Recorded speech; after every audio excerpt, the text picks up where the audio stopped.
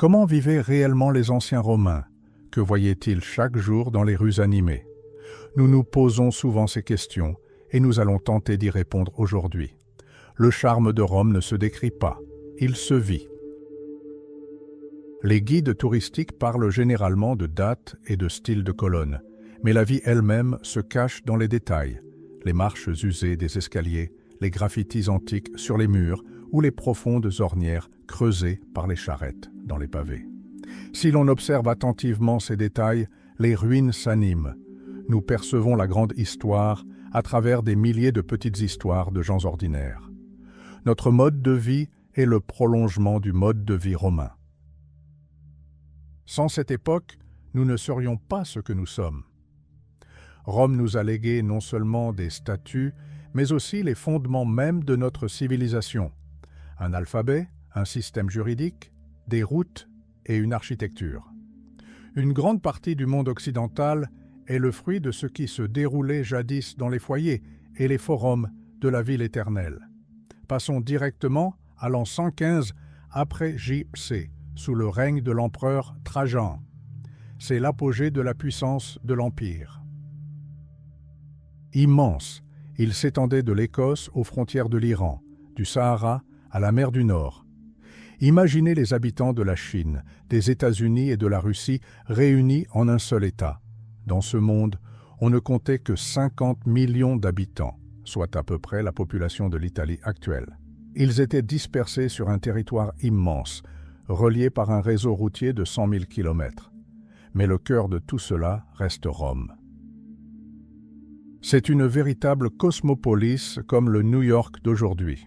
1,5 million d'habitants, l'humanité n'a jamais rien vu de tel. La foule est un mélange hétéroclite, riche d'âmes en litière, médecins grecs, chevaliers gaulois et esclaves germaniques. La vie de l'Empire repose sur les décisions prises ici, c'est juste avant l'aube. La ville est plongée dans une obscurité épaisse, aucun lampadaire ne brille, seules quelques lampes éclairent çà et là les seuils des maisons. À un carrefour se dresse une statue de marbre de la déesse de l'aurore, Mater Matuta. Elle semble vivante dans le pâle clair de lune. Un silence inhabituel règne alentour, seulement troublé par le murmure d'une fontaine. Mais ce calme est trompeur. Au loin, on entend le grondement des charrettes chargées de marchandises et les aboiements des chiens. Rome ne dort jamais vraiment. La nuit, les rues sont dangereuses. Voleurs et criminels rôdent dans l'ombre. Des sans-abri, chassés de chez eux par les dettes, dorment dans les ruelles. Soudain, le silence est déchiré par le rythme des pas. Ce sont les vigiles, la patrouille de nuit. À la fois pompiers et policiers, ils sillonnent chaque coin de rue, repérant les risques d'incendie. Le chef de patrouille donne un ordre d'une voix rauque et l'escouade disparaît dans l'obscurité. Jetons un coup d'œil à l'intérieur d'une de ces riches demeures appelée Domus. De l'extérieur, elle ressemble à une petite forteresse sans fenêtres, protégeant ainsi ses occupants du bruit et de la poussière. À l'entrée, une inscription en mosaïque nous avertit « Attention aux chiens ». À l'intérieur, un vaste atrium s'ouvre sur nous. Au centre du toit se trouve une ouverture carrée par laquelle la lumière du soleil et l'eau de pluie se déversent dans un bassin. Les murs sont peints de couleurs éclatantes, rouge, azur, or. Les Romains adoraient les couleurs. Notre goût moderne nous semblerait terne et inachevé. De minuscules chambres bordent l'atrium. Sombres et exiguës, elles abritent pourtant de véritables chefs-d'œuvre picturaux. Au cœur de la maison se cache un péristyle, un jardin intérieur intime orné d'une colonnade. Il embaume le myrte, le laurier et les roses. Les jardiniers taillent les arbustes en forme d'animaux et l'eau jaillit de fontaines en forme d'oiseaux de bronze. Le propriétaire de cette maison bénéficie même de l'eau courante, un luxe rare pour l'époque. Le travail a déjà commencé dans la cuisine. Un esclave allume un feu dans le four en pierre. Les cuisines romaines sont petites et exiguës. Après tout, ce ne sont que des pièces utilitaires.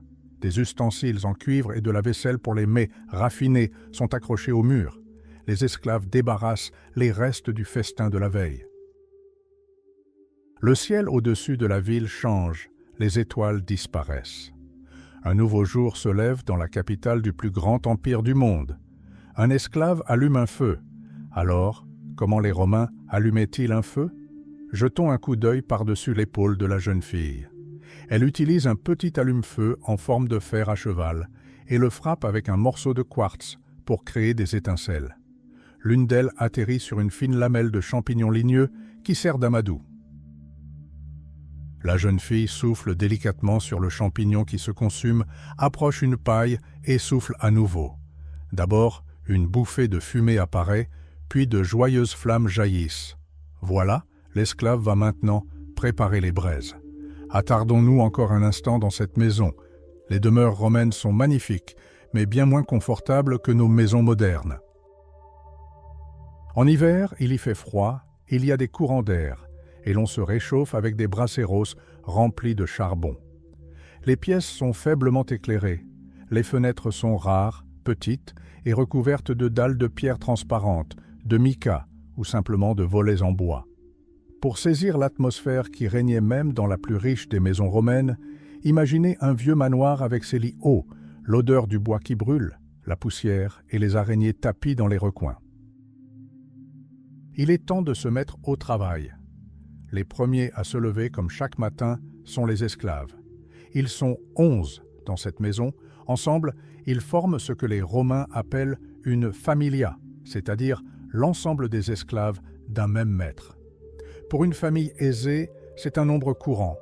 Ils dorment où ils peuvent, dans les couloirs, dans la cuisine, ou blottis les uns contre les autres dans de petits placards. L'esclave le plus digne de confiance dort à même le sol, juste devant la porte du maître, tel un chien de garde. Dans les maisons romaines, le contraste entre les murs richement ornés de fresques et l'absence quasi totale de meubles est saisissant. On n'y trouve ni canapé ni fauteuil tels que nous les connaissons. Le mobilier est réduit au strict minimum. Les Romains ignoraient tout des techniques de tapisserie. Ils se contentaient donc d'empiler d'énormes coussins sur les lits et les chaises. Le meuble le plus courant était la table. Celle-ci possédait souvent 3 pieds en forme de pattes de chat ou de sabots, ce qui lui assurait une meilleure stabilité sur les sols irréguliers. Fait intéressant, les Romains furent les premiers à utiliser des armoires, mais ils y rangeaient de la vaisselle précieuse, des flacons et des documents, et non des vêtements. Ces derniers étaient conservés dans de lourds coffres en bois. Dans les demeures des riches, les objets sont toujours un symbole de statut social. L'argenterie est exposée sur des tables spéciales pour le plaisir des invités. Un autre élément essentiel est un imposant coffre-fort. Non pas dissimulé, mais placé dans le hall principal, il s'agit d'un coffre blindé aux serrures complexes, où sont conservés l'or et les documents importants. Les Romains, eux aussi, adoraient les antiquités. On trouvait dans leurs maisons des objets provenant de l'Égypte antique, déjà considérés comme anciens. Il est intéressant de noter que c'est durant cette période qu'ont émergé les prototypes de nos immeubles de grande hauteur. Les grandes villes manquaient d'espace et les bâtiments ont commencé à s'agrandir. De riches propriétaires ont construit des étages supplémentaires qu'ils ont mis en location. C'est ainsi que sont apparus les premiers immeubles en copropriété, ces immeubles d'appartements collectifs qui ont constitué le fondement du développement urbain moderne. Il est 6h30 du matin, des ronflements parviennent de la chambre du maître. Son lit est très haut, nécessitant un escabeau pour y monter. Le matelas est en laine et les oreillers en duvet. Le maître dort seul, car dans les familles aisées, les époux dorment généralement dans des chambres séparées. Un fidèle esclave le réveille doucement. Le maître se rend d'abord au sanctuaire familial, le lararium. Il y dépose des offrandes et allume de l'encens en l'honneur des dieux protecteurs de la famille. Ce rituel est accompli chaque matin dans des milliers de foyers et sert de protection contre les incendies et les accidents. Il est temps de s'habiller. La tenue de base du Romain est la tunique. Elle ressemble à un très long t-shirt arrivant aux genoux, ceinturé. Mais pour les sorties mondaines, un citoyen aisé se doit de porter la toge. Il s'agit d'un immense demi-cercle de tissu de 6 mètres de large. L'enfiler soi-même est impossible. Un esclave passe beaucoup de temps à draper soigneusement le tissu sur les épaules de son maître, créant ainsi d'élégants plis. Les Romains ne portent pas de chaussettes, leurs pieds restent donc nus, même avec des chaussures fermées. Quant aux pantalons, ils étaient considérés comme barbares à l'époque et n'étaient portés que par les légionnaires dans les régions froides. La mode féminine était plus élégante. Les femmes portaient de longues robes stola, recouvertes de larges châles. Sous leurs vêtements, les Romaines portaient les prototypes des culottes et soutiens-gorge modernes, confectionnés en cuir souple. Les plus riches pouvaient s'offrir de la soie, importée de Chine lointaine à des prix exorbitants. Étonnamment, les Romains se lavent à peine le matin. Ils se contentent de se rafraîchir légèrement le visage avec de l'eau. La véritable hygiène ne commence que l'après-midi, lorsque tous se rendent au terme. Le maître, quant à lui, doit se faire raser. C'est un véritable supplice, car il n'y a ni savon ni mousse à raser, et les rasoirs sont en bronze ou en fer. Après le rasage, un esclave épile les poils superflus du maître à la pince à épiler. Prendre soin de son corps était extrêmement important à Rome. Les hommes teignaient leurs cheveux gris, camouflaient leurs zones dégarnies avec de la suie ou portaient des perruques. Pendant ce temps, dans les appartements des femmes, des esclaves maquillent leurs maîtresses. Elles utilisent des bâtonnets de charbon pour les sourcils et des fards à paupières à base de cendre. Elles emploient même des fourmis brûlées et écrasées comme eyeliner. Les lèvres sont peintes d'un rouge vif, prélevé à l'aide de spatules d'argent dans de petits pots d'albâtre. Les Romaines connaissaient tous les secrets de la beauté il y a 2000 ans. Le travail est parfaitement exécuté. La maîtresse jette un regard approbateur à l'esclave qui baisse la tête, gêné. Nous n'avons assisté qu'aux dernières étapes de la toilette matinale, mais préparer un teint est un art en soi. Le but est à la fois simple et complexe, rajeunir le visage d'une femme qui va bientôt avoir 40 ans. À cette époque, c'était un âge très respectable. L'esclave prépare une crème légère à base de miel, y ajoute des matières grasses et un peu d'agent blanchissant, un pigment spécial pour un teint éclatant. Pour donner au visage un éclat de jeunesse, des colorants rouges sont incorporés au mélange, puis, étalant soigneusement la crème, la servante saupoudre de la poudre d'hématite sur ses joues et la peau se met littéralement à rayonner. La routine matinale d'une riche romaine ressemblait parfois à la préparation d'un plat complexe. Même des parties du corps habituellement cachées étaient recouvertes de peinture. Paumes et plantes des pieds étaient peintes en rouge et les tétons saupoudrés de poudre d'or. Bien sûr, seuls les plus fortunés pouvaient s'offrir de tels luxes, mais le plus étonnant reste l'utilisation de faux grains de beauté. Déjà, à l'époque romaine, les femmes les collaient sur leur visage selon un code précis. En changeant l'emplacement du grain de beauté, au coin des lèvres ou sur la joue, elles pouvaient envoyer des signaux secrets à leurs admirateurs. Il est intéressant de s'attarder un instant sur les masques de beauté. Ils étaient extrêmement populaires à Rome, recommandés même par des scientifiques et des poètes célèbres. La composition de ces produits pourrait surprendre aujourd'hui. Le placenta de vache était préconisé pour soigner les ulcères du visage. La bile de bœuf était efficace contre les taches de vieillesse et les bulbes de narcisse ou les racines de melon servaient à éclaircir le teint. Le beurre était utilisé comme émollient et même l'extrait de testicules de veau était employé pour traiter diverses affections cutanées. Après les masques, vient le moment de la coiffure. L'esclave de confiance claque des mains et la maquilleuse cède la place à d'autres jeunes filles. Elles apportent des perruques de toutes les couleurs, blondes et rousses importées d'Allemagne, noires venues d'Inde lointaine. Les perruques étaient considérées comme un article de luxe et des droits de douane exorbitants étaient acquittés à leur importation. Notre maîtresse choisit une perruque rousse pour le festin du soir et les esclaves s'attellent désormais à la longue tâche de coiffer ses nombreuses boucles. Durant la journée, elle portera ses propres cheveux. Pour les boucler, les servantes utilisent des fers à friser chauffés à la flamme. L'impératrice elle-même lance la mode des coiffures. Toutes les femmes de l'Empire s'efforcent de l'imiter, en observant les portraits sculptés et les profils figurant sur les pièces de monnaie. Au fil du temps, les coiffures deviennent plus élaborées et plus volumineuses, ressemblant à de véritables fontaines de boucles. Il est 8 heures du matin, c'est l'heure du petit déjeuner que les Romains appelaient ientaculum. Pain plat, pain, miel et lait sont assurément au menu. Fruits, fromages et même viande sont également de la partie, souvent pour finir les restes du dîner. Mais 2 éléments essentiels à nos matins manquent à l'appel, le café et le chocolat. À l'époque, le café ne poussait à l'état sauvage qu'en Éthiopie, et le cacao en Amérique, lointaine, qui ne serait découverte que plus de 1000 ans plus tard. Après le petit déjeuner, il est temps de prendre soin de ses dents. Les Romains utilisaient des cure-dents en argent, souvent munis d'une petite cuillère au dos pour se nettoyer les oreilles.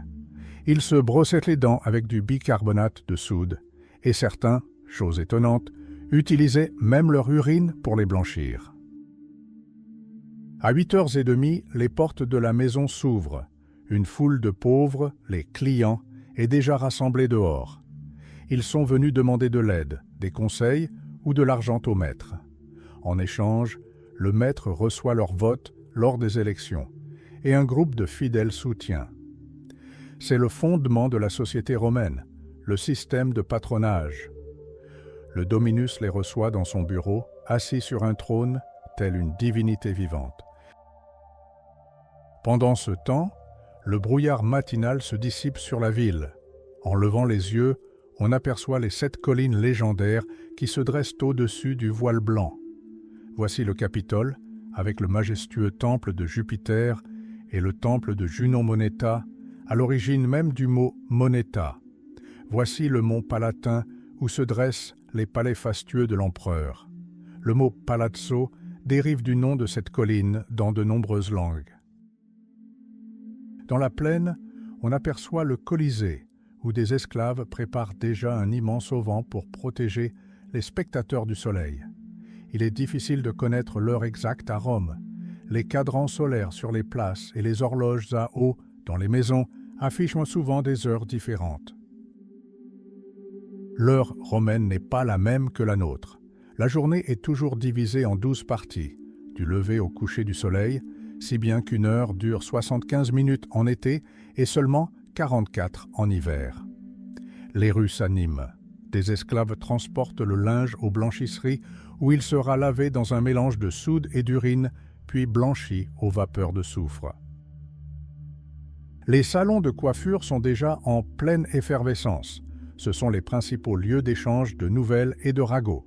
Ainsi commence une journée typique dans la grande ville de Rome en 115 après J.C. L'empereur Trajan, imité par presque tous les hommes de la ville, porte les cheveux peignés vers l'avant et coupés très courts sur le front. Observez un Romain typique s'inspectant dans le miroir, vérifiant le travail du barbier. Chaque coup de ciseau a laissé des marques visibles dans sa chevelure. Difficile de dire si cela est dû à la précipitation du barbier ou simplement aux imperfections des outils de l'époque. C'était courant chez les Romains. Même l'empereur Néron avait une coupe similaire. Sur le fauteuil voisin, un assistant rase un client.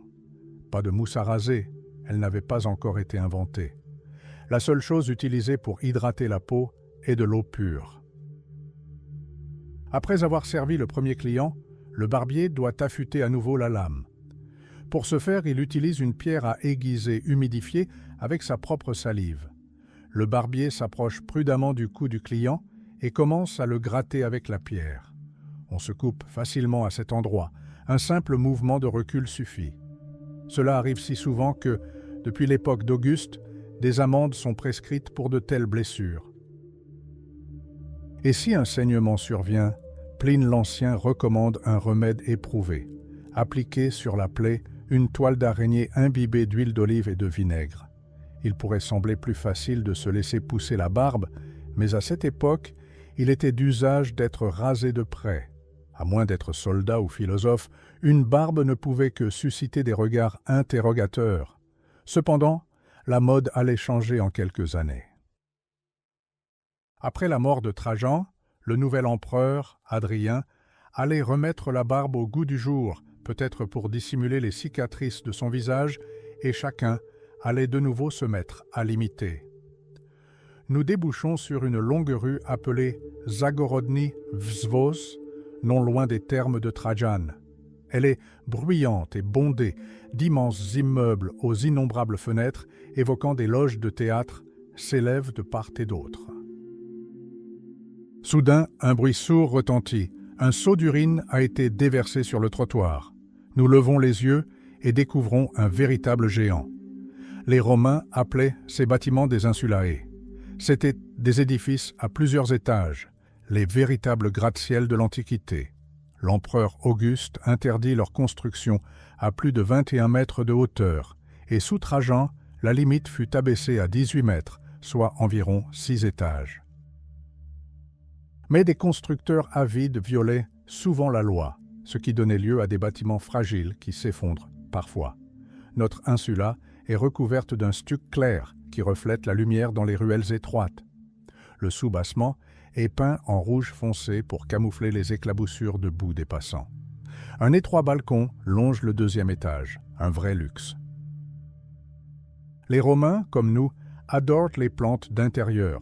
C'est pourquoi leurs fenêtres et leurs balcons sont entourés de verdure et de fleurs. Au IIe siècle, Rome comptait plus de 46 000 insulae et seulement 1800 hôtels particuliers. L'espace manquait cruellement et les bâtiments s'élevaient toujours plus haut. À l'entrée, un gardien, un ancien légionnaire corpulent armé d'une massue, nous accueille.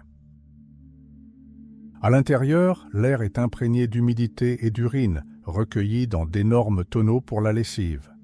Les murs sont couverts de noms de gladiateurs et de déclarations d'amour. Nous montons au premier étage, c'est là que vivent les riches.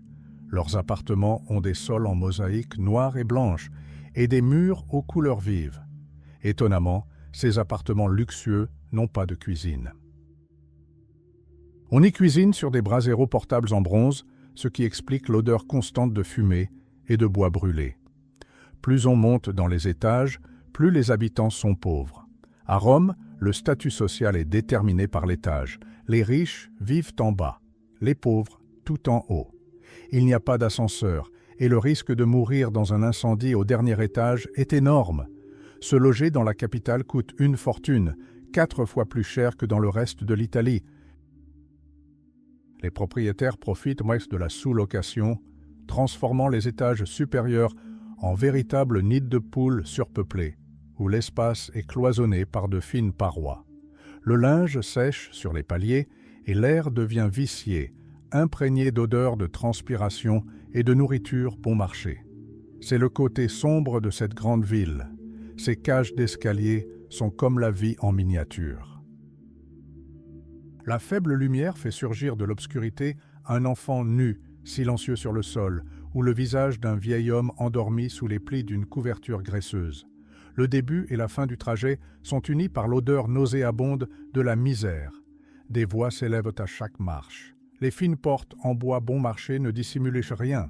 Rires, pleurs, cris de femmes qui se disputent, gémissements derrière les murs. À ces étages, l'intimité n'existe tout simplement pas. Si vous poussez la porte entr'ouverte, elle grince longuement. À l'intérieur, le mobilier est rudimentaire. Des murs ocre, une table et quelques tabourets. Rien à voir avec les appartements luxueux du rez-de-chaussée.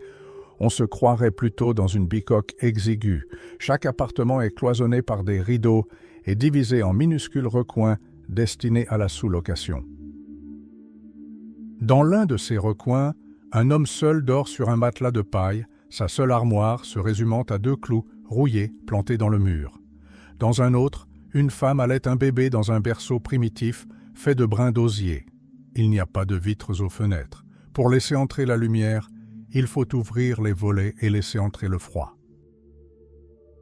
Quand il pleut, les gens s'assoient ici dans le noir, allumant des lampes bon marché qui, au fil des décennies, ont recouvert les murs d'une épaisse couche de suie noire. Qui habite ici? Ce sont les bras armés de Rome, domestiques, maçons, portiers et instituteurs. Les fonctionnaires vivent juste en dessous, tandis que le rez-de-chaussée est entièrement réservé à l'élite, les riches et les aristocrates qui exercent un pouvoir réel sur les rues. Tout en haut, dans les combles, tout est branlant et en bois. Ce sont des constructions illégales, où les escaliers grincent sinistrement sous les pas. On y rencontre un jeune homme, un pot de chambre à la main. Il se glisse adroitement dans la chambre vide de son voisin et jette son contenu par la fenêtre. À Rome, c'est un délit puni par la loi, mais les étages supérieurs n'ont ni eau courante, ni tout à l'égout. L'eau arrive tout au plus au deuxième étage. Des esclaves ou des porteurs d'eau spéciaux la transportent donc jusqu'aux étages supérieurs. Laver les sols avec cette eau est un luxe inabordable, et la saleté s'accumule pendant des années. Pour comprendre la vie d'un Romain de l'Antiquité, imaginez un immense campement de tentes. On ne dormait sous les tentes que par nécessité, car elles étaient exiguës et sombres. Tout le reste se déroulait à l'extérieur.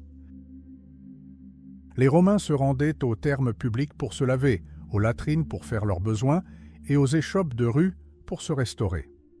Pour eux, la ville était un vaste appartement, avec la chambre à coucher dans un bloc, la cuisine dans un autre et le salon, un forum à ciel ouvert. En quittant les couloirs étouffants pour rejoindre la rue, nous nous retrouvons pris dans un tourbillon. Rome est sillonnée de larges artères et d'un réseau de ruelles étroites et sinueuses.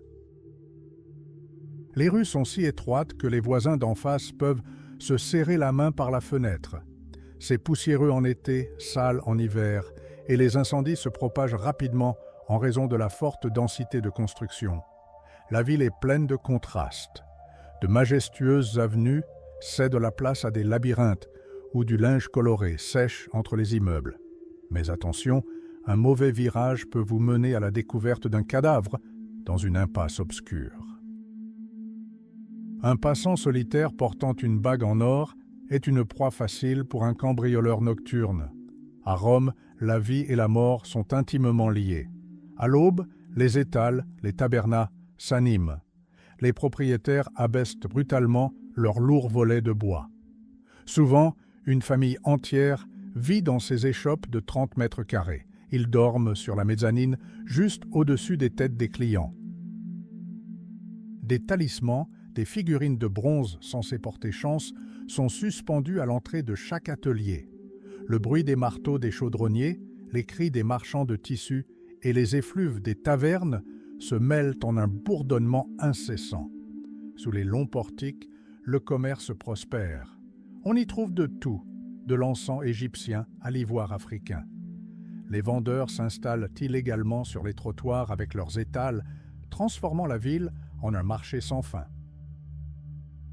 Et bien que la vie y soit pleine de difficultés et de dangers, même le plus pauvre habitant d'un grenier peut admirer un panorama pour lequel on paierait des millions aujourd'hui. Une mer de toits de tuiles rouges, de statues dorées, et les colonnes d'un blanc immaculé des temples d'un grand empire, figé dans son apogée. Personne n'a honte du fait que l'immobilier génère des revenus. Au contraire, à Rome, c'est considéré comme tout à fait naturel. Si l'on observe les ruines de l'ancienne ville d'Ostie, on constate comment tout le rez-de-chaussée d'un immeuble, appelé insula, est transformé en boutique et magasin le long de son périmètre extérieur. À l'intérieur, on peut dissimuler des blanchisseries, des ateliers de réparation et même de petits sanctuaires. C'est ainsi que le propriétaire multiplie ses revenus. Il loue non seulement les chambres des étages supérieurs, mais aussi l'espace commercial donnant sur la rue passante. Étonnamment, les anciens Romains travaillaient moins que nous aujourd'hui. Les chercheurs ont calculé que la journée de travail typique durait environ 6 heures, de l'aube jusqu'à midi. Le reste du temps, les gens étaient libres. Ils allaient au terme ou vaquaient à leurs occupations. Bien sûr, il y avait des exceptions. Les barbiers et les antiquaires travaillaient plus longtemps, car leurs principaux clients arrivaient juste après la fin de la journée de travail. Soudain, Un arôme étrange nous distrait de nos pensées. C'est le parfum de l'encens, léger et pénétrant. Nous nous trouvons sur une petite place, devant un autel de marbre et un petit temple. L'office vient de s'achever. Des traces du rituel sont encore visibles sur l'autel. Des gouttes de sang, un brasier aux braises mourantes et les restes d'offrandes aux dieux. Nous nous approchons et jetons un coup d'œil par la porte de bronze entr'ouverte. Dans la pénombre, parmi les lampes et les candélabres, la silhouette d'une statue se dessine. Elle a 2 visages, tournés dans des directions opposées. C'est Janus, le dieu à 2 visages, protecteur de tous les commencements et de toutes les transitions. C'est de son nom que janvier tire son nom. C'est le mois où une année est déjà derrière nous et où une autre commence. En réalité, tous les noms de nos mois ont des racines romaines. Février était le mois des rites de purification. Mars est dédié à Mars, dieu de la guerre, et mai à la déesse Maya, protectrice de la vie. Même septembre, octobre, novembre et décembre ne sont que les numéros d'ordre des mois, tels qu'ils figuraient dans l'ancien calendrier, où l'année commençait non pas en janvier mais en mars. Les Romains vivaient dans un monde peuplé de dieux et de présages. Pour eux, la chouette annonçait le malheur, tandis que l'abeille était considérée comme un signe de bonne fortune. Les chefs militaires observaient attentivement le vol des oiseaux avant la bataille, et les aruspices, ou prêtres, interprétaient le foie des animaux sacrifiés pour prédire l'avenir. Outre les dieux officiels comme Jupiter, Junon et Minerve, des cultes étrangers prospéraient également à Rome. Dans les rues, on pouvait croiser une procession de la déesse égyptienne Isis, où des prêtres agitaient des hochets de bronze et une femme, en tête du cortège, portait un cobra vivant sur son bras. On pouvait aussi entendre parler du mystérieux dieu Mitra, dont la naissance était célébrée le 25 décembre. À cette époque, la tolérance religieuse régnait à Rome. La principale condition était la reconnaissance de l'autorité de l'empereur et la participation au rite en son honneur. Dans la foule, nous apercevons un cavalier vêtu d'une cape pourpre. C'est un prétorien, membre de la garde impériale. Il s'appelle Publius Sulpicius Peregrinus. Pourquoi des noms si longs? Le premier est un prénom, le second indique une famille ou un clan, et le troisième un surnom. Ces surnoms étaient souvent très communs, roux, bouclé, chauve, dents ou même verruqueux. Avec le temps, ces surnoms sont devenus des noms de famille héréditaires. La vie citadine est inconcevable sans jeu. Sous les portiques, les enfants jouent aux noix, essayant de briser des pyramides d'un lancer précis. Les petites filles ont des poupées en terre cuite ou en ivoire, aux bras et aux jambes articulées, véritables ancêtres des jouets modernes. Les adultes se retrouvent dans les tavernes. Là, ils jouent à la mora, jetant rapidement des dés entre leurs doigts pour deviner le total, ou lancent des pièces en criant non pas pile ou face, mais navire ou pile. Dans l'arrière-salle obscure, à l'abri des regards de la police, les hommes lancent les dés avec enthousiasme. Malgré les interdictions et les amendes, la passion du jeu s'empare de tous, du simple soldat à l'empereur. Certains misent leurs dernières pièces de cuivre, tandis que d'autres perdent des fortunes entières, espérant que ce sera enfin le jour de la chance et du fameux point Vénus. Pourrions-nous communiquer dans les rues de la Rome de l'époque de Trajan en utilisant le latin appris à l'école? Tentons l'expérience. Juste sous les portiques, 2 dames de la noblesse choisissent de la soie. Il s'agit d'une mère et de sa fille, à la recherche d'un tissu pour une robe de mariée. Mais écoutons leur langage. Il sonne différemment de ce que l'on entend dans les manuels scolaires. Le langage de la rue a sa propre vie. Il est plus doux et plus fluide. Des mots que nous avons l'habitude de prononcer fermement ici sonnent presque italiens. Par exemple, « dinner », qui signifie « prix », se prononce avec un « ts ». Et le nom du grand César de cette époque sonnait plutôt comme « Caesar ». Si nous étions transportés 1 siècle et demi en arrière, nous ne comprendrions absolument rien. Mais maintenant, à l'âge d'or de l'Empire, Le latin de la rue nous rappelle déjà les futures langues européennes, l'italien, l'espagnol, le français. Nous avançons et un chœur de voix d'enfants parvient à nos oreilles. Il perce à peine les cris des marchands et le cliquetis des marteaux.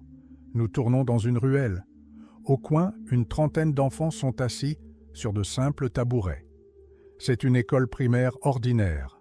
Pas de mur, seulement les colonnes du portique, la poussière qui vole au soleil et un instituteur sévère. Un vieil homme chauve à la longue barbe balance un pointeur de façon rythmée, donnant le tempo. Les enfants récitent en chœur les lois des 12 tables, les toutes premières règles de la vie à Rome. L'un d'eux se laisse distraire et aussitôt le pointeur siffle sur l'épaule de l'élève. À Rome, les châtiments corporels sont la norme. La plupart des Romains se contentent de cette école. Ils y apprennent à lire, à écrire et à compter, puis il est temps de se mettre au travail. Le travail des enfants n'est pas un crime ici, mais une dure nécessité. Seuls les enfants de familles aisées poursuivent des études supérieures. Ils étudient la littérature, la mythologie et le grec, considérés comme un signe de noblesse. Leur éducation est complétée par un rhéteur qui enseigne aux jeunes gens l'art du débat et de l'éloquence. C'est la clé d'une carrière politique et du succès à la cour. Mais pour l'instant, ces futurs orateurs sont assis dans la poussière, écrivant minutieusement des lettres sur des tablettes de cire.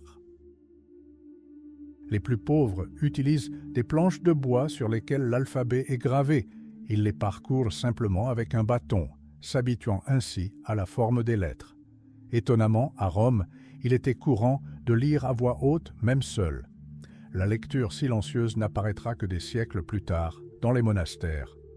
Autre détail, presque toutes les inscriptions murales, déprises dans les tavernes au nom sur les colliers des esclaves, étaient destinées à être lues. Le taux d'alphabétisation dans les villes de Trajan était étonnamment élevé pour l'Antiquité. Nous débouchons sur le Forum Boarium. C'est un immense marché aux bestiaux, le cœur commerçant de la Rome. Un vacarme assourdissant nous accueille. Meuglements, grognements, cris des crieurs et rires. L'air est saturé des odeurs d'écurie et de viande fraîche. Regardez les étals des bouchers, les carcasses de sangliers, de cerfs et de chèvres pendent à des crochets. Des esclaves découpent des taureaux à l'aide d'énormes hachoirs, tandis que des poulets et des lapins vivants sont vendus non loin de là. Remarquez, le marché est presque exclusivement fréquenté par des hommes. À Rome, faire les courses n'est pas une affaire de femmes. Ce sont les maris ou les domestiques qui s'en chargent. Approchons-nous du rayon œufs. La vendeuse est en pleine discussion avec un client. Elle fait un geste étrange avec ses doigts, comme des cornes. Ce n'est pas une insulte, c'est le chiffre 4. Les Romains avaient tout un système de numération sur les doigts. De la main gauche, ils pouvaient indiquer n'importe quel nombre jusqu'à 100 et de la main droite jusqu'à 10 000. Pour indiquer 1 million, ils devaient joindre leurs doigts au-dessus de leur tête, comme une ballerine. Pour les calculs complexes, ils utilisaient un abaque, une plaque de bronze munie de pierres appelées calculus. C'est de là que notre calculatrice tire son nom. Rome attirait des marchandises du monde entier. Dans les boutiques d'épices, on trouvait de l'aloès de Malaisie, de la cannelle de Chine, du poivre et du gingembre venus d'aussi loin que l'Inde. Tout cela était transporté par le Tibre. Si nous montons sur le pont, nous apercevrons d'interminables rangées d'entrepôts le long de la rive. Ce sont les greniers de l'Empire, et au-delà se dresse le monte Testaccio. Ce n'est pas une simple colline, mais un gigantesque amas de 40 millions d'amphores brisées. Les Romains les utilisaient comme récipients jetables pour l'huile. Les vases vides étaient brisés et entassés en un immense monticule recouvert de chaux. C'est un véritable monument à la grandeur romaine, une montagne de fragments témoignant des appétits de la plus grande ville du monde. Sous le règne de l'empereur Trajan, la gigantesque décharge de Testaccio n'était pas encore aussi visible, mais elle allait devenir, au fil du temps, un véritable monument à l'appétit des Romains. Vue de près, cette montagne ressemble à une pyramide à degrés, à ceci près qu'elle est construite non pas en pierre, mais avec des millions de tessons d'amphores. Presque toutes ces amphores provenaient de la lointaine Espagne. Imaginez, chaque citoyen romain consommait plus de 22 kg d'huile d'olive par an. Elle était utilisée partout, pour l'alimentation, l'éclairage, les cosmétiques et la médecine. Le commerce de l'huile était donc colossal. Rome est un système logistique complexe, d'interminables fils de péniches s'entassent sur les rives du Tibre et des esclaves déchargent des marchandises même la nuit, à la lueur des lanternes. Les grands navires de haute mer, capables de transporter 10 000 amphores, ne peuvent remonter le fleuve en raison de leur fort tirant d'eau. Ils déchargent au gigantesque port hexagonal de Trajane, puis les marchandises sont transbordées sur des bateaux tirés en amont par des paires de bœufs. Ce mouvement incessant est organisé par des compagnies spécialisées. La ville ressemble à un monstre insatiable, aspirant toutes les ressources des provinces, le blé d'Égypte, l'étain de Bretagne, le marbre, la soie et même des animaux sauvages pour les amphithéâtres. Chaque année, jusqu'à 270 000 tonnes de céréales sont acheminées à Rome. C'est une question de survie politique. Pour prévenir les émeutes de la faim, l'État a instauré le système des anones. Une fois par mois, les citoyens romains reçoivent gratuitement des céréales. Celles-ci sont distribuées sur une vaste superficie, mesurée dans des barils spéciaux appelés modium. Cette aide d'État couvre près d'un tiers de la population de la capitale. Se promener dans Rome, c'est comme se retrouver dans les rues de l'Inde contemporaine. Ruelles étroites, hordes d'enfants et petits hôtels à chaque coin de rue sont omniprésents. L'incroyable variété de couleurs et d'odeurs saisissantes est frappante, des parfums féminins raffinés aux effluves de cuisine en passant par la puanteur des ruelles sombres. On peut croiser n'importe qui dans la foule, des Sarmates des steppes, des Égyptiens, des Arabes et des Allemands roux. Impossible de marcher droit, il faut sans cesse zigzaguer entre les étals. Un charmeur de serpents joue de la flûte et une patrouille de légionnaires piétine sans ménagement les passants avec leurs bottes cloutées. Une luxueuse chaise à porteur, portée sur les épaules de 8 esclaves syriens, flotte majestueusement au-dessus de la foule. Ce sont d'authentiques Rolls-Royce de l'époque, ornés de peintures et de fleurs. À l'intérieur, les riches, dissimulés derrière des rideaux, observent le monde à travers un système de miroirs. Non loin de là, une charrette à bras grince, transportant un vieil homme aux cheveux gris, assis avec dignité. Si vous êtes las de l'agitation, faites une halte au portique d'Octavie. Véritable havre de paix, c'est un musée à ciel ouvert. Ici, entre les colonnes, se dressent des chefs-d'œuvre de grands artistes grecs, prisés comme butin de guerre. Les Romains vénéraient la culture grecque et se considéraient comme ses héritiers directs. Des dames flânent à l'ombre des portiques, protégées par des ombrelles de soie. Elles préservent leur peau du soleil, car un teint clair est signe de noblesse et de statut social élevé. En observant les passants, un détail étrange saute aux yeux. Ils sont tous très petits. Les hommes atteignent à peine 165 cm en moyenne et les femmes sont encore plus petites. On ne croise presque pas de personnes âgées. La vie dans cette métropole était rude. Les hommes atteignaient rarement 41 ans et les femmes mouraient souvent prématurément en couches. L'analyse osseuse révèle que même les citadins aisés ont connu une enfance difficile, marquée par la maladie et les carences en vitamines. Rome était alors un véritable carrefour génétique. 6 habitants sur 10 étaient originaires des provinces orientales, anciens esclaves ou leurs descendants.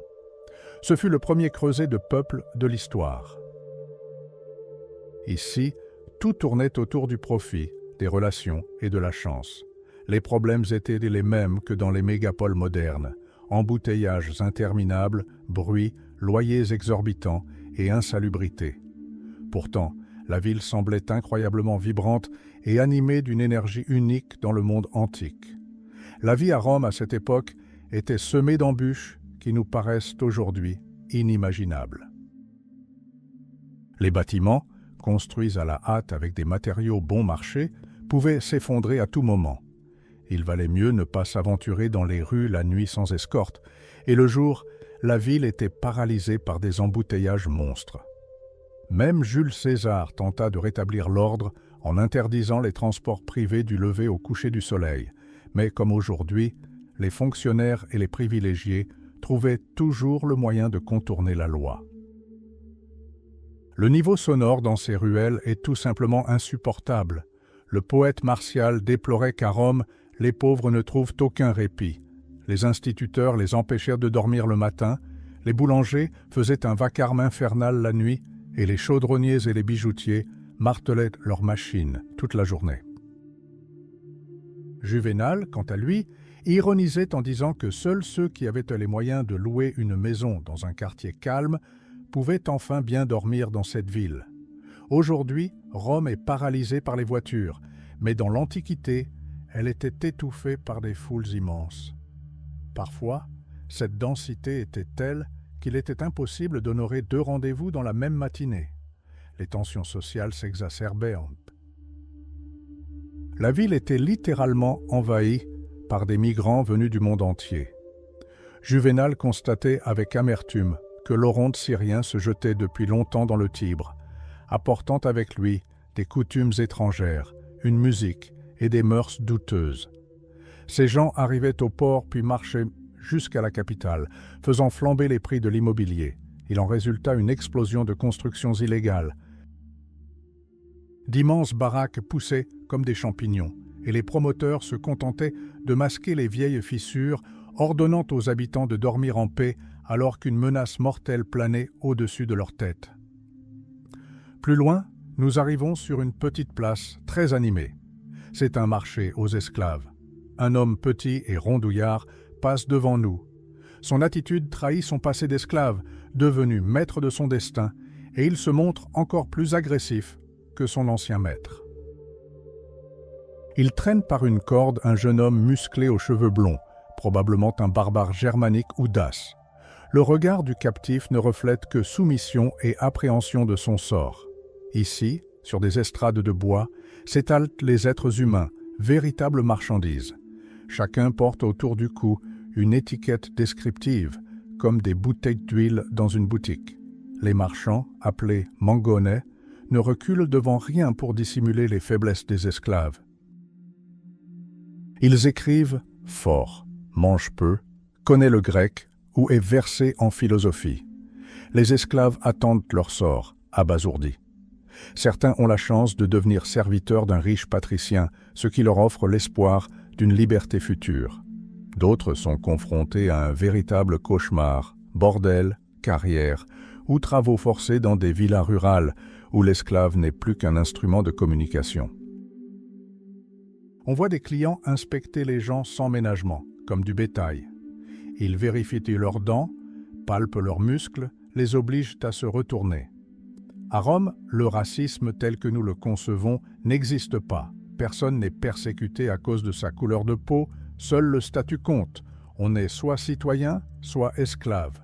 Comment une société aussi développée, qui nous a légué de grandes lois et un art remarquable, a-t-elle pu accepter l'esclavage comme norme? La réponse est simple et cynique. Sans esclaves, ce monde se serait effondré instantanément. L'économie romaine était pré-industrielle et la seule source d'énergie était la force musculaire. En substance, les esclaves de l'Antiquité étaient comme nos appareils ménagers. La machine à laver a remplacé la blanchisseuse, la plomberie a remplacé l'esclave par un pichet, l'automobile a remplacé le porteur et l'ampoule électrique a remplacé le prunier. Les Romains considéraient l'esclave comme nous considérons un aspirateur ou un robot ménager. Un objet utile que l'on achète, que l'on utilise, et s'il tombe en panne, que l'on jette et que l'on remplace. Néanmoins, le système fut constamment mis à jour. De nombreux esclaves finirent par obtenir leur liberté et devinrent des affranchis. Ils acquirent des droits civiques, créèrent leurs propres entreprises et parfois même s'allièrent par mariage à l'ancienne aristocratie, sauvant ainsi des familles patriciennes ruinées grâce à leur argent. En quittant le marché, Nous apercevons une jeune fille en pleurs, emmenée par un nouveau maître. Après des années de servitude, elle aura peut-être la chance de trouver la liberté, mais pour l'instant, elle n'est qu'un rouage de plus dans l'immense machine de l'Empire. Nous poursuivons notre chemin vers le forum, nous frayant un chemin à travers une foule totalement indifférente à l'humiliation d'autrui. Dans cette ville, la violence et le trafic d'êtres humains font partie intégrante du quotidien. La foule se déverse dans un long passage, entre de hauts immeubles, évoquant une gorge profonde. C'est le quartier étrusque. Tous les Romains connaissent que cette rue et vous la montreront sans hésiter, bien que son nom ne soit écrit nulle part. Contrairement à aujourd'hui à Rome, il n'y a ni panneau indiquant les noms de rues, ni numéro de maison. Les habitants se repèrent grâce à leur mémoire et à la topographie. Un étranger aurait bien du mal à s'y retrouver.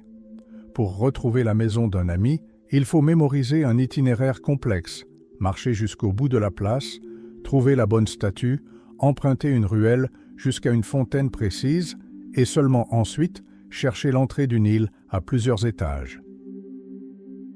Étonnamment, un système similaire est encore courant dans les villes japonaises modernes. Un facteur nommé Primus s'avance vers nous, se frayant un chemin à travers la foule. On l'appelle Tabellarius. Sa sacoche est pleine de lettres et de documents, rouleaux et tablettes enveloppés dans du tissu. Primus est un affranchi, et il est très fier de son travail, bien plus honorable que sa condition d'esclave. Les facteurs romains connaissent parfaitement le quartier et les adresses. Ils se déplacent sans difficulté dans ce labyrinthe. La rue se rétrécit encore et la foule devient insupportable. On nous bouscule sans cesse et on nous marche sur les pieds. Nous décidons de tourner à droite dans une rue adjacente moins fréquentée. Arrivés sur une rue parallèle, nous réalisons que nous sommes au cœur d'une procession religieuse. Beaucoup chantent des hymnes. Devant nous, se détachant sur le ciel bleu-azur, se dresse un grand temple. Le forum est donc tout près. Devant nous se dresse une calèche, l'une des rares autorisées à circuler dans Rome en plein jour.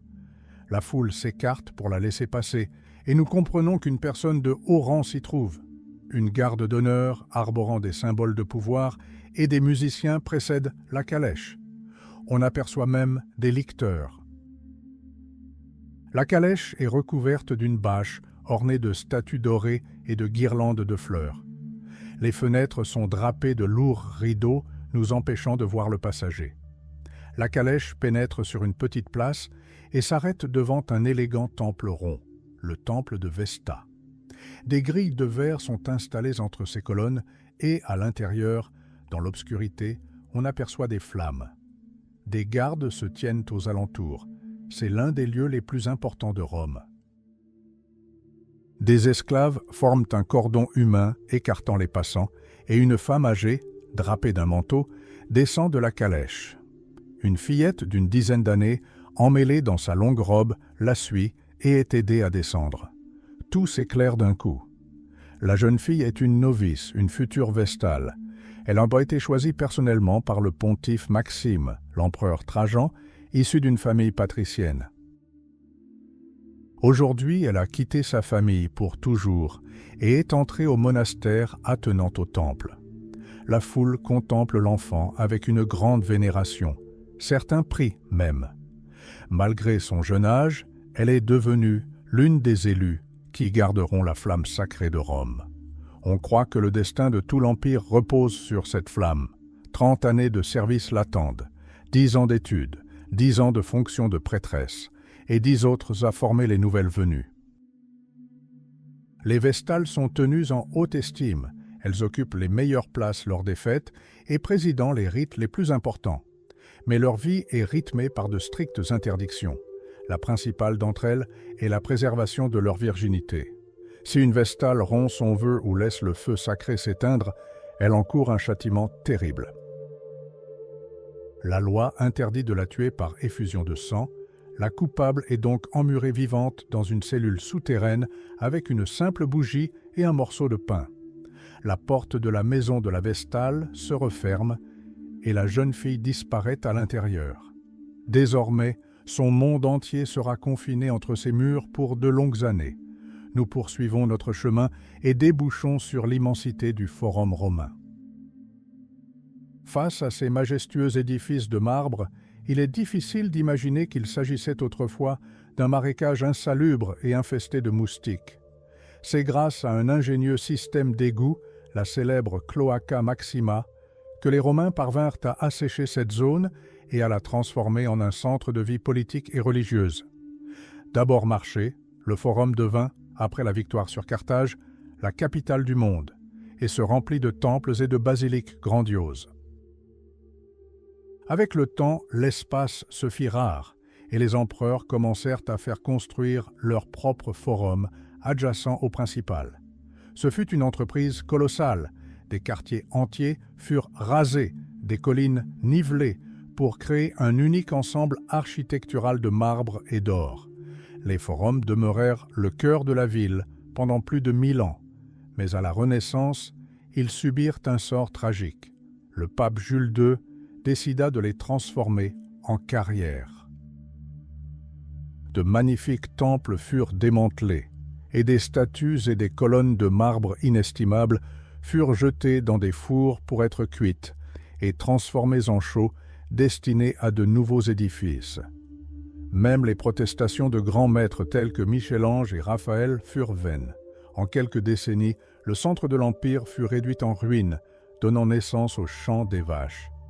Mais aujourd'hui, le Forum bat son plein. Nous passons sous l'arc d'Auguste, monumental, et restons saisis d'admiration. Le marbre blanc éclatant scintille sur le ciel azur. Bousculé de toutes parts, des cris et des injures fusent, mais le spectacle est à couper le souffle. Il rappelle la place Saint-Marc à Venise, à ceci près qu'au lieu de coupole, on trouve partout d'anciens temples. À gauche, on aperçoit le temple des Dioscures. Ces marches sont toujours bondées, changeurs de monnaie et banquiers y travaillent, fixant les taux de change. On y enregistre aussi les nouveau-nés. Un jeune guide, plein d'entrain, accourt vers nous. Il nous propose de nous trouver un avocat, un bon restaurant, voire une compagnie douteuse pour la soirée. Nous lui demandons simplement de nous indiquer la place. Sous nos pieds s'étend un dallage de travertin blanc, poli par des millions de sandales. Le guide désigne une plaque de bronze portant le nom du prêteur qui a fait paver cette place. Il explique qu'avant la construction du Colisée, des combats de gladiateurs s'y déroulaient. 3 arbres sacrés y poussent, une vigne, un figuier et un olivier. Nous longeons d'immenses statues équestres des empereurs. Notre guide nous montre une plateforme ornée des proues de navires ennemis capturés, les rostres. C'est de là que Marc-Antoine prononça son célèbre discours sur le corps de César. Un peu plus loin se dresse le Mille d'Or, une colonne dorée d'où partent toutes les routes de l'Empire. Y sont inscrites les distances jusqu'aux principales villes du monde. Non loin de là se trouve le nombril de la ville, le centre symbolique de la Terre. Les Romains croient qu'ici se situe une faille reliant le monde des vivants à celui des morts. Notre guide, terrifié par ce lieu, tente de le traverser au plus vite. Nous l'avons laissé partir et regarder autour de lui. Aux abords de la place se dressent 2 édifices imposants, ornés d'arcades et de colonnes, la basilique Aemilia et la basilique Julia. Ce ne sont pas des églises, mais des bâtiments civiques. Des tribunaux s'y réunissent et des décisions économiques importantes y sont prises. Le Forum est aujourd'hui à son apogée. Les Romains s'en servent comme d'une horloge vivante et comme principal journal de la ville. Ils y apprennent les nouvelles de la guerre, les nouveaux impôts ou les potins sur la vie de la famille impériale. Flâner dans le Forum, c'est comme feuilleter un nouveau numéro de ce journal, qui traite de politique, de sport et d'actualité mondaine. Nous sommes frappés par l'éclat des statues et des reliefs qui nous entourent. Nous sommes habitués au marbre blanc, mais pour les Romains, c'était un signe de pauvreté ou d'inachèvement. Les statues sont peintes de couleurs vives, presque criardes, visage rose, lèvres écarlates, robe bleue. Un relief représente l'autodafé des livres de comptes sur ordre de l'empereur Trajan, un signe d'annulation des dettes fiscales de la ville. Cet acte de clémence fut rendu possible grâce à l'or capturé pendant la guerre. On peut croiser n'importe qui dans la foule, des fêtards oisifs aux riches hommes en palanquin. Un noble est porté en palanquin, accompagné d'un esclave spécial appelé nomenclateur. Sa tâche consiste à murmurer à l'oreille de son maître les noms et les fonctions de chaque personne rencontrée afin que celui-ci puisse lui témoigner une politesse ou engager une conversation utile. Nous nous dirigeons vers la basilique Jules César. Cet édifice, sculpté dans du marbre blanc, ressemble au squelette d'un dinosaure gigantesque. Ses larges marches sont animées. Ici, les avocats reçoivent leurs clients et, à l'ombre des colonnes, des témoins rémunérés sont prêts à corroborer le moindre mensonge contre rémunération. Des damiers sont même sculptés dans les marches. On y passe des heures à jouer. Un aspirant avocat, vêtu d'une étrange toge violette, passe en courant devant nous. Il est poursuivi par des clients furieux qui ont manifestement perdu leur procès à cause de son incompétence. À Rome, on appelle ces avocats des causidiques, de véritables requins à l'éloquence impeccable, mais qui n'y connaissent rien au droit. Ils attirent les naïfs des campagnes, les dupant avec des statuettes louées et une voix tonitruante. Nous entrons dans la basilique. L'immense salle est divisée en 5 nefs par des colonnes. Une douce lumière filtre à travers les hautes fenêtres. 180 juges siègent simultanément. Pour gagner du temps, la salle a été divisée en 4 sections par d'épais rideaux, chacune accueillant un procès différent. Il fait chaud et lourd à l'intérieur, l'air est imprégné d'odeurs de transpiration et d'encens précieux, mais la foule de spectateurs ne se disperse pas. Pour les Romains, le tribunal est un spectacle fascinant. Ils suivent les plaidoiries des avocats avec la même attention captivée que celle que nous portons aux émissions de télévision modernes. En ce moment même, dans l'une des salles, le vol de plusieurs chèvres fait l'objet d'un débat passionné, et un avocat gesticule comme un acteur de théâtre, cherchant à impressionner les juges et le public. Dans la salle d'audience, l'atmosphère est plutôt pesante. Certains juges sont figés, le regard dans le vide, d'autres chuchotent avec leurs voisins. L'un d'eux s'épile les narines avec une attention absorbée, un autre somnolent déjà, sur le point de s'endormir au son des ronflements bruyants de son collègue. Même le prêteur plisse les yeux, scrutant les nuages à travers les fenêtres. Le public a depuis longtemps compris que l'avocat est incompétent. Son impuissance amuse la foule et des rires fusent dans la salle d'audience. Le seul à rire est la victime. C'est un paysan de passage, travailleur acharné au visage sévère, habitué à l'honnêteté et à la franchise. Quand l'un des juges finit par s'endormir sur l'épaule de son voisin, la patience du paysan atteint ses limites. Il ne supporte plus d'écouter les citations fastidieuses des anciens sages et interrompt brusquement la défense. « Écoutez, Postumus, s'écrie-t-il, je ne porte pas plainte pour violence ou empoisonnement, je porte plainte pour 3 chèvres. Je prétends que le voisin me les a volées. Le juge attend des preuves, et vous débitez des inepties sur la bataille de Cannes, la guerre contre Mithridate et la colère des Carthaginois. Vous forcez votre voix, vous gesticulez et vous ne cessez de parler de Sylla et de Marius. Allons, Postumus, parlez-moi de mes 3 chèvres. La salle d'audience éclate de rire. L'avocat reste bouche bée, les juges rient, même le vieil homme endormi se réveille. Peut-être que cette explosion de colère sauvera le procès.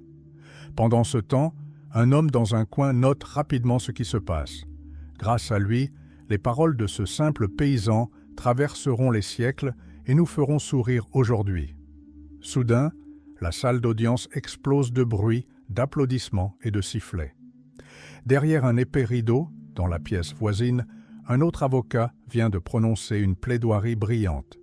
Le silence se fait, même parmi les juges. Dans ce silence, on entend la voix grave et envoûtante de l'avocat voisin. Elle porte sans peine par-dessus la cloison et couvre toutes les autres interventions dans ce procès insolite. Les regards se croisent. Qui est-ce ? Il s'avère que la véritable vedette du forum prend la parole. L'assistance se désintéresse aussitôt des chèvres et, comme alerté par une alarme incendie, se précipite dans la pièce voisine. Il n'y a pas un chat pour faire tourner un chat. L'avocat, un bel homme aux cheveux bouclés, boit une gorgée d'eau chaude et jette un regard sévère à la clepsydre. Le temps est strictement limité. Généralement, on dispose d'environ 2 heures. L'orateur semble improviser, mais c'est une ruse. Son assistant note chaque phrase sur une tablette de cire, en se référant à un plan préparé à l'avance. C'est le fruit de longues répétitions, où chaque mot et chaque geste sont peaufinés. Finalement, l'avocat se livre à un véritable spectacle. Il prend par la main les petits enfants apeurés de ses clients, les serre dans ses bras, les présente au juge et leur parle de l'importance de l'héritage pour l'avenir de ces jeunes citoyens romains. C'est une vieille ruse, mais elle fonctionne à tous les coups. L'assistance est ravie et des applaudissements fusent. Les juges, même s'ils savent que le premier rang est occupé par des applaudisseurs payés, cèdent à l'enthousiasme général. La pression psychologique a fait son effet. Un sourire satisfait se dessine sous les larmes feintes de l'avocat. Nous sortons sur la place et jetons un coup d'œil à l'intérieur de la basilique à Emilia. Des tribunaux s'y tiennent également, et une petite exposition d'art a été installée sous les arcades. Ce sont des fresques simples, presque naïves, des bergers, des mythes et des portraits. L'un d'eux représente un beau jeune homme, d'un réalisme saisissant. Peut-être a-t-il été mis en vente parce que le garçon n'avait plus de famille. À l'extrémité nord du forum se dresse un imposant édifice de briques, la Curie, siège du Sénat. Elle fut construite par Jules César.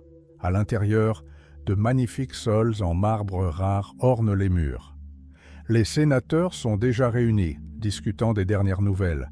L'empereur Trajan se trouve désormais loin à l'est, après avoir vaincu les Parthes et conquis d'importantes villes.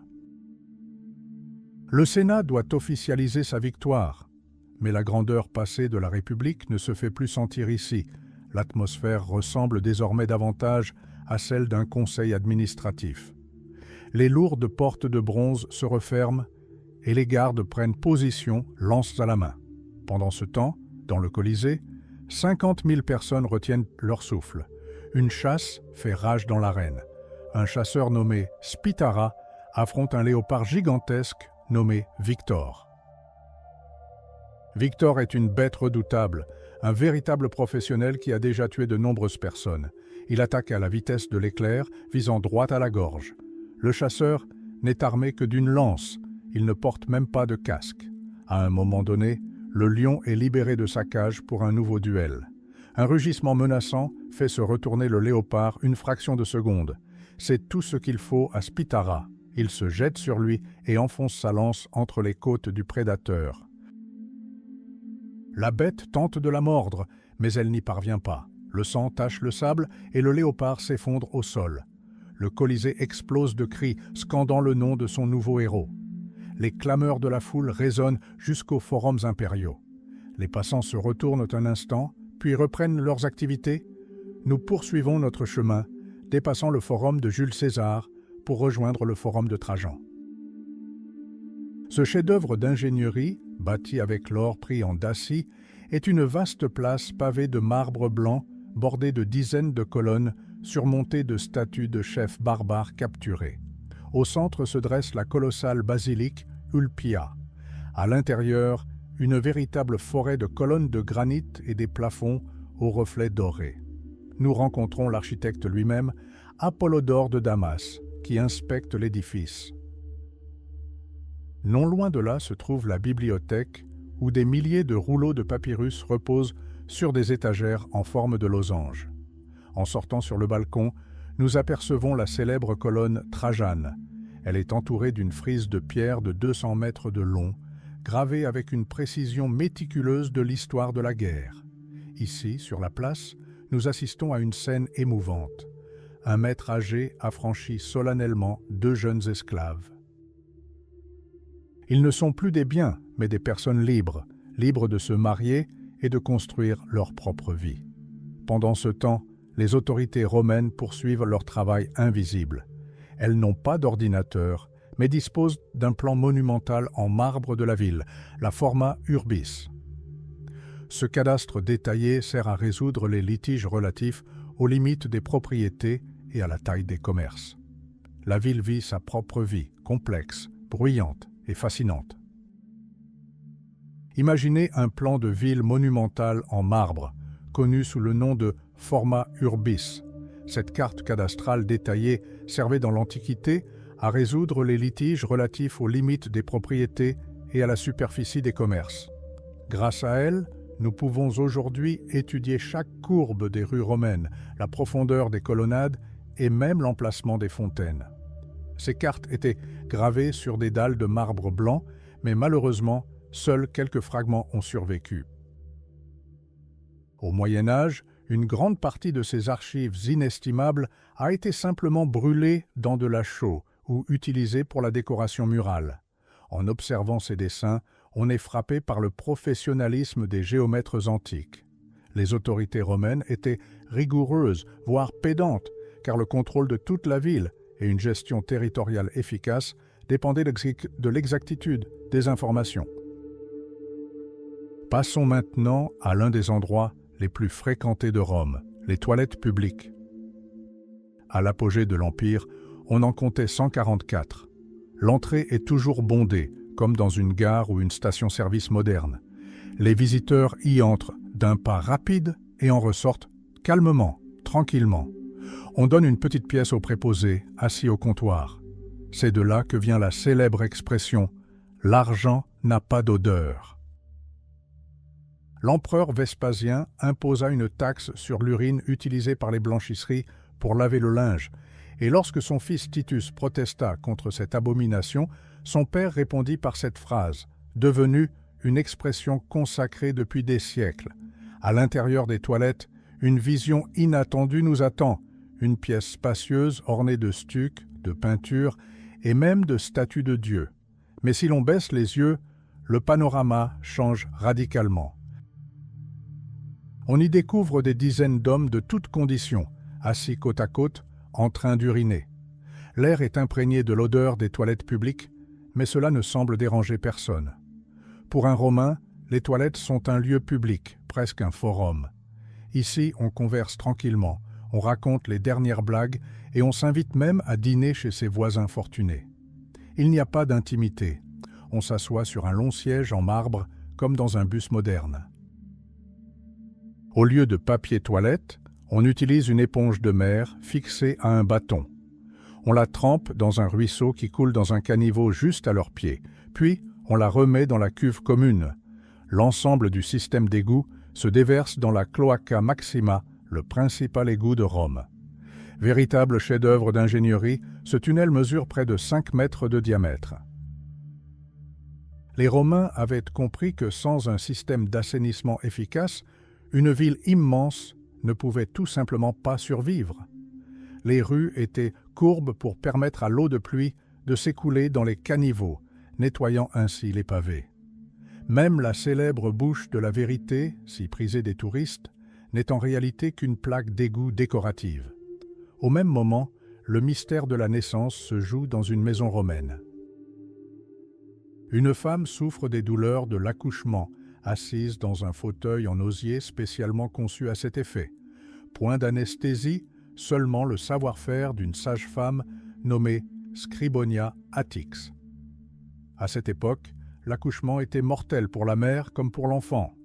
On connaît cette femme grâce à son tombeau, où elle est représentée à l'œuvre. Dans notre cas, le bébé a failli mourir, emmêlé dans le cordon ombilical, mais les mains expertes de la sage-femme l'ont sauvé. Les cris du nouveau-né résonnent dans toute la maison et chacun pousse un soupir de soulagement. L'héritier tant attendu est né. Cependant, à Rome, la vie d'un enfant dépendait entièrement de la volonté de son père. Un rituel strict existait. Le nouveau-né était déposé à même le sol, aux pieds du chef de famille. Si le père se baissait et prenait l'enfant dans ses bras, cela signifiait que l'enfant était reconnu et accepté dans la famille. S'il restait immobile, le nourrisson était emporté. Les enfants rejetés étaient souvent abandonnés dans la rue, près de la colonne de lait. Là, Des couples sans enfants pouvaient les recueillir, mais le plus souvent, ils étaient enlevés par des marchands. Le sort de ces enfants trouvés était tragique. Ils étaient réduits en esclavage ou mutilés délibérément pour susciter davantage de pitié et contraints de mendier au coin des places. En flânant rue Argilet, nous arrivons au quartier des libraires. Ici, point d'imprimerie au sens traditionnel du terme.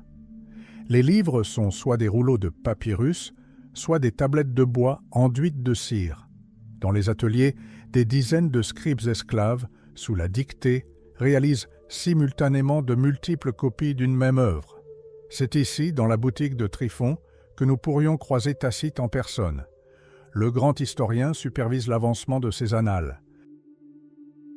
Il sort tout juste de la librairie, après avoir discuté des délais avec l'éditeur, monte dans sa litière et s'éloigne, planant au-dessus de la foule, mais tandis que certains écrivent l'histoire, d'autres en deviennent les victimes.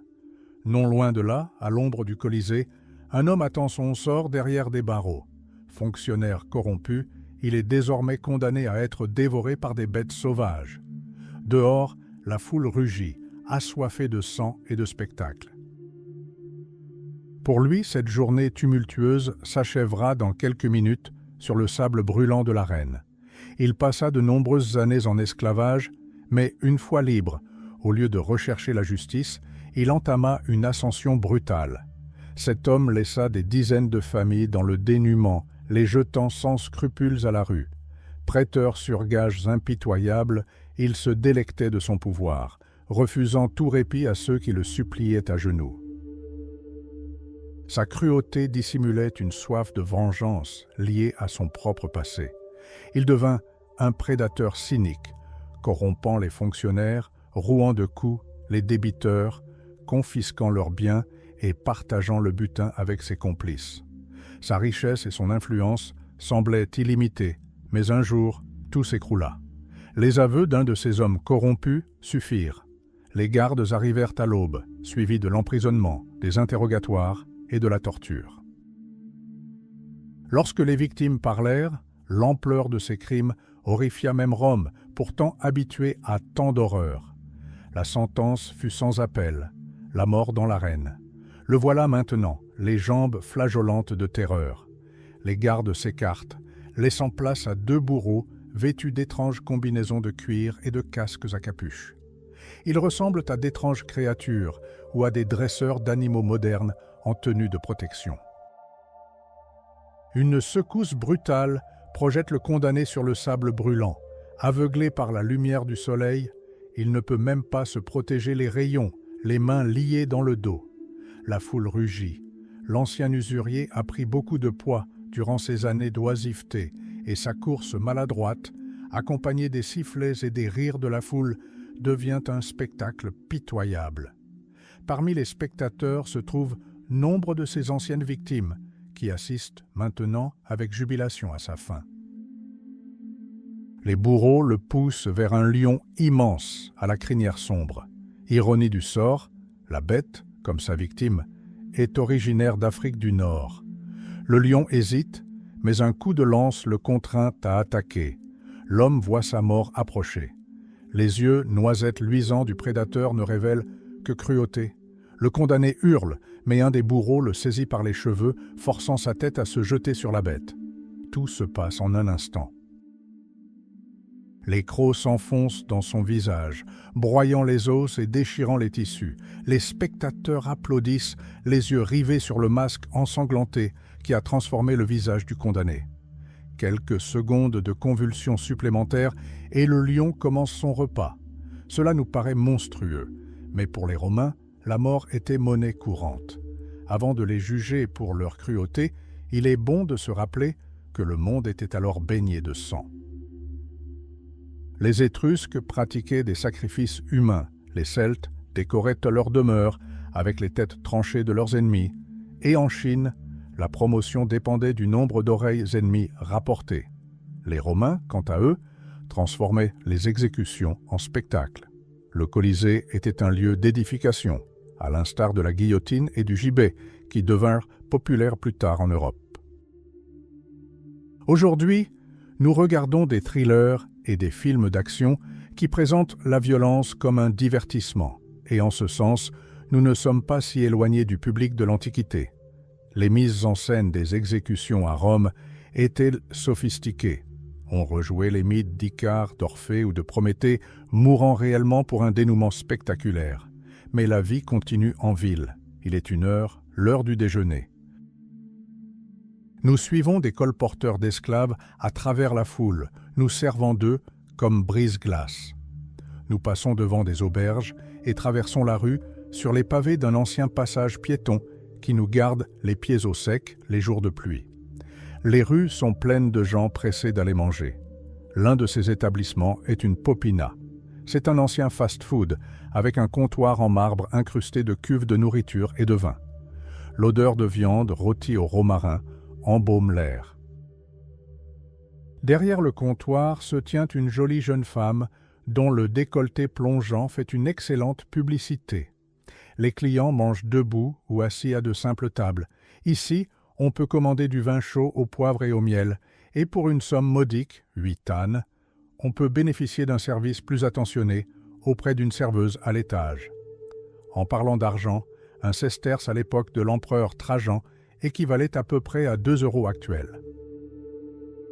Un litre de vin de table coûtait un sesterce, 1 kilogramme de pain, un demi-sesterce, et un bon esclave pouvait coûter jusqu'à 5 000 €. Les pièces de monnaie arboraient toujours le profil de l'empereur régnant, car c'était le moyen le plus rapide de montrer au sujet le visage de leur souverain. Après le déjeuner, nous apercevons des volutes de fumée s'élever au-dessus des toits. Ce n'est pas un incendie, mais la chaleur des chaudières des grands thermes romains. D'énormes quantités de bois brûlaient quotidiennement dans les fourneaux pour fournir de l'eau chaude aux habitants de la ville. À cette époque, le bois était aussi indispensable que le plastique aujourd'hui. On l'utilisait pour fabriquer de tout, des lits aux chars. Rome était une ville de feu, de pierre et de fumée, où le luxe des thermes côtoyait la brutalité des arènes. Pour les Romains, le bois était le principal combustible de leurs thermes colossaux.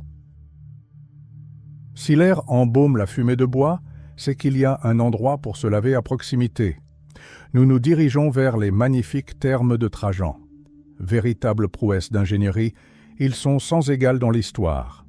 Tout a commencé il y a 200 ans, lorsque l'ingénieux Gaius Sergius Orata a imaginé un système pour canaliser la chaleur des fourneaux situés sous le sol et la diffuser dans les murs. Aujourd'hui, pour profiter d'un bain de vapeur, nul besoin de chercher des sources thermales naturelles. Un établissement de bain peut être construit n'importe où. Les thermes de Trajan, que nous visitons en 115 après J.C., sont les plus grands du monde. Ils se dressent sur le mont Oppia, juste à côté du Colisée. Devant nous se dresse une structure cyclopéenne au mur d'un blanc immaculé. À l'intérieur, la foule ressemble à une gare moderne. Artisans, soldats, riches et esclaves.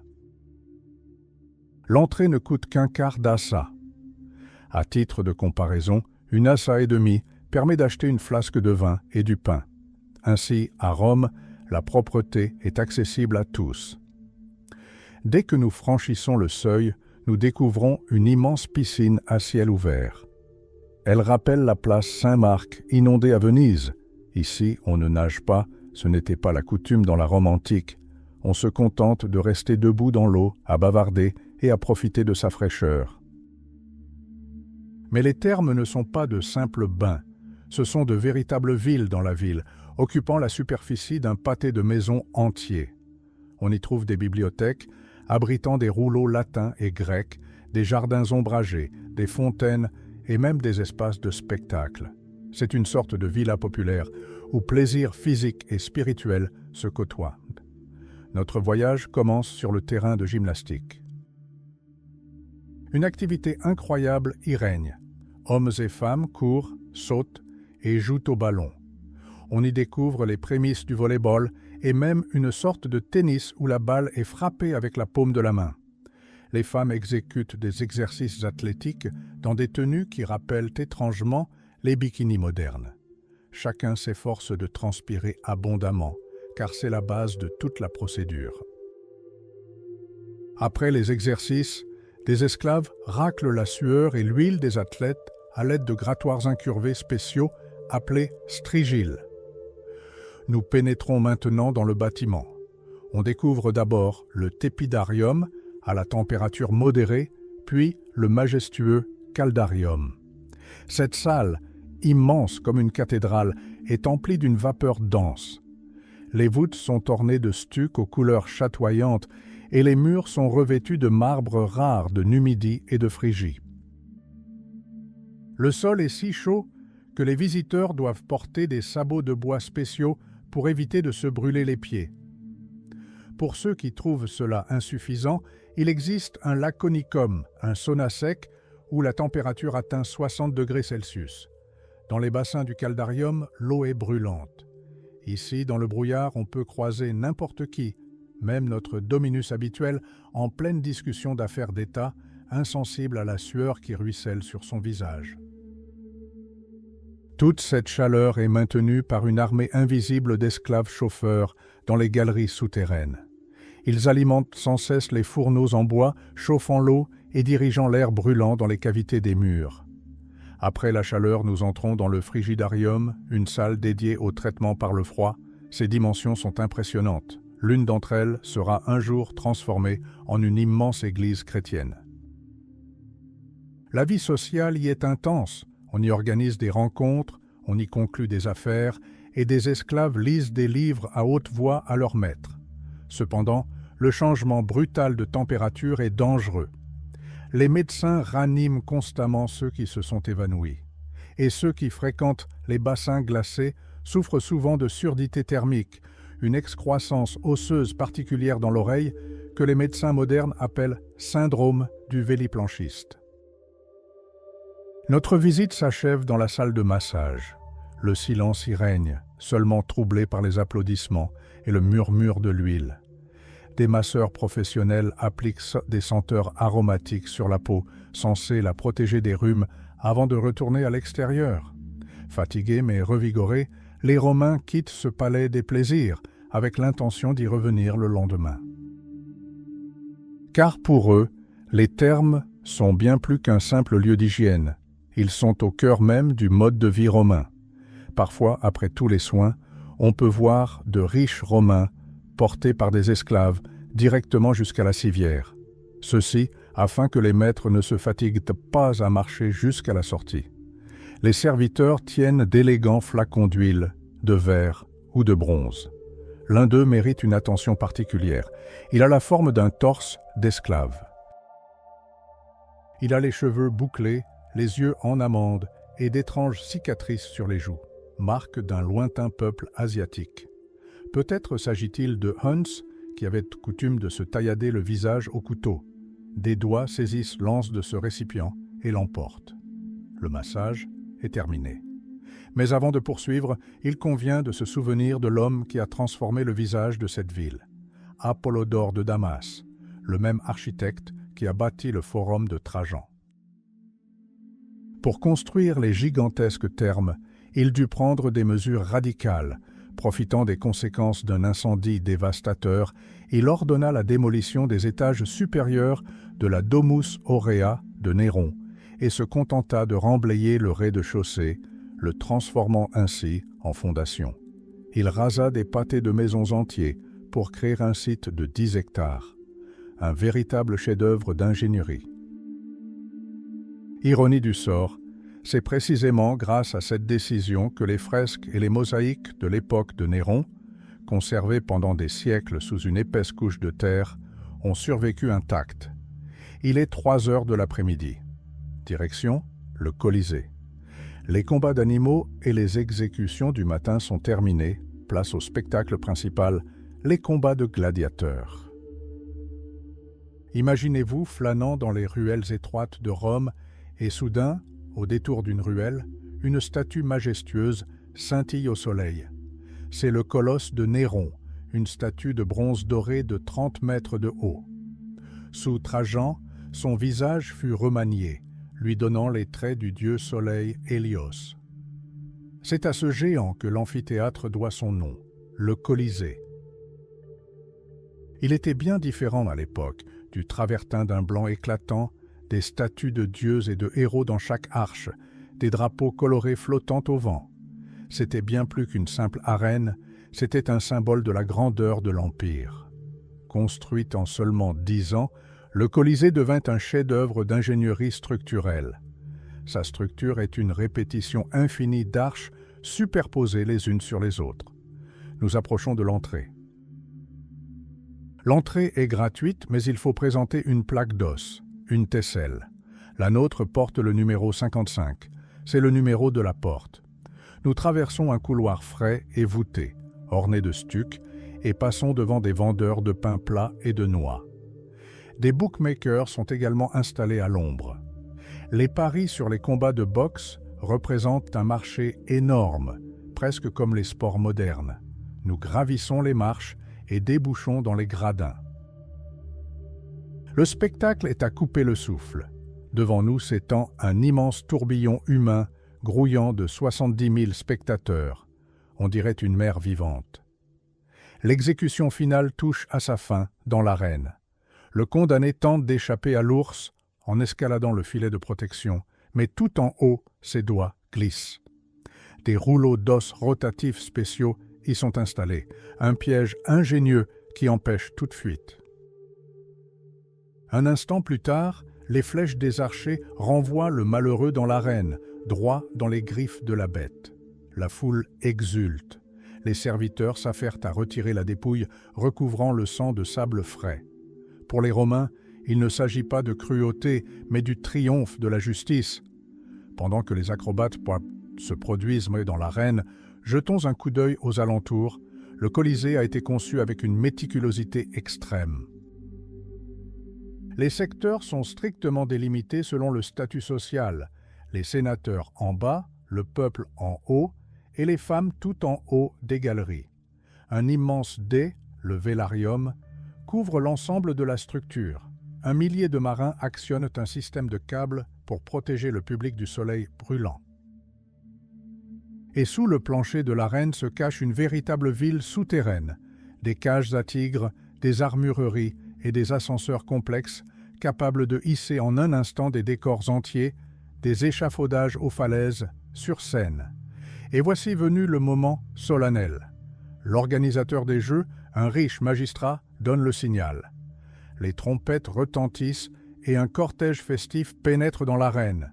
Des esclaves portent casques et épées, suivis des gladiateurs. À cet instant, le vacarme de la foule devient si assourdissant qu'on croirait que les murs de l'amphithéâtre vont s'effondrer. À Rome, les gladiateurs sont les stars du rock du monde antique. Bien que le Colisée soit devenu le théâtre du plus grand nombre de morts de l'histoire, ces combattants étaient les sex symboles par excellence de l'époque. Femmes du peuple comme femmes de la noblesse tombaient amoureuses d'eux, et leurs noms étaient gravés sur les murs des maisons à travers tout l'Empire.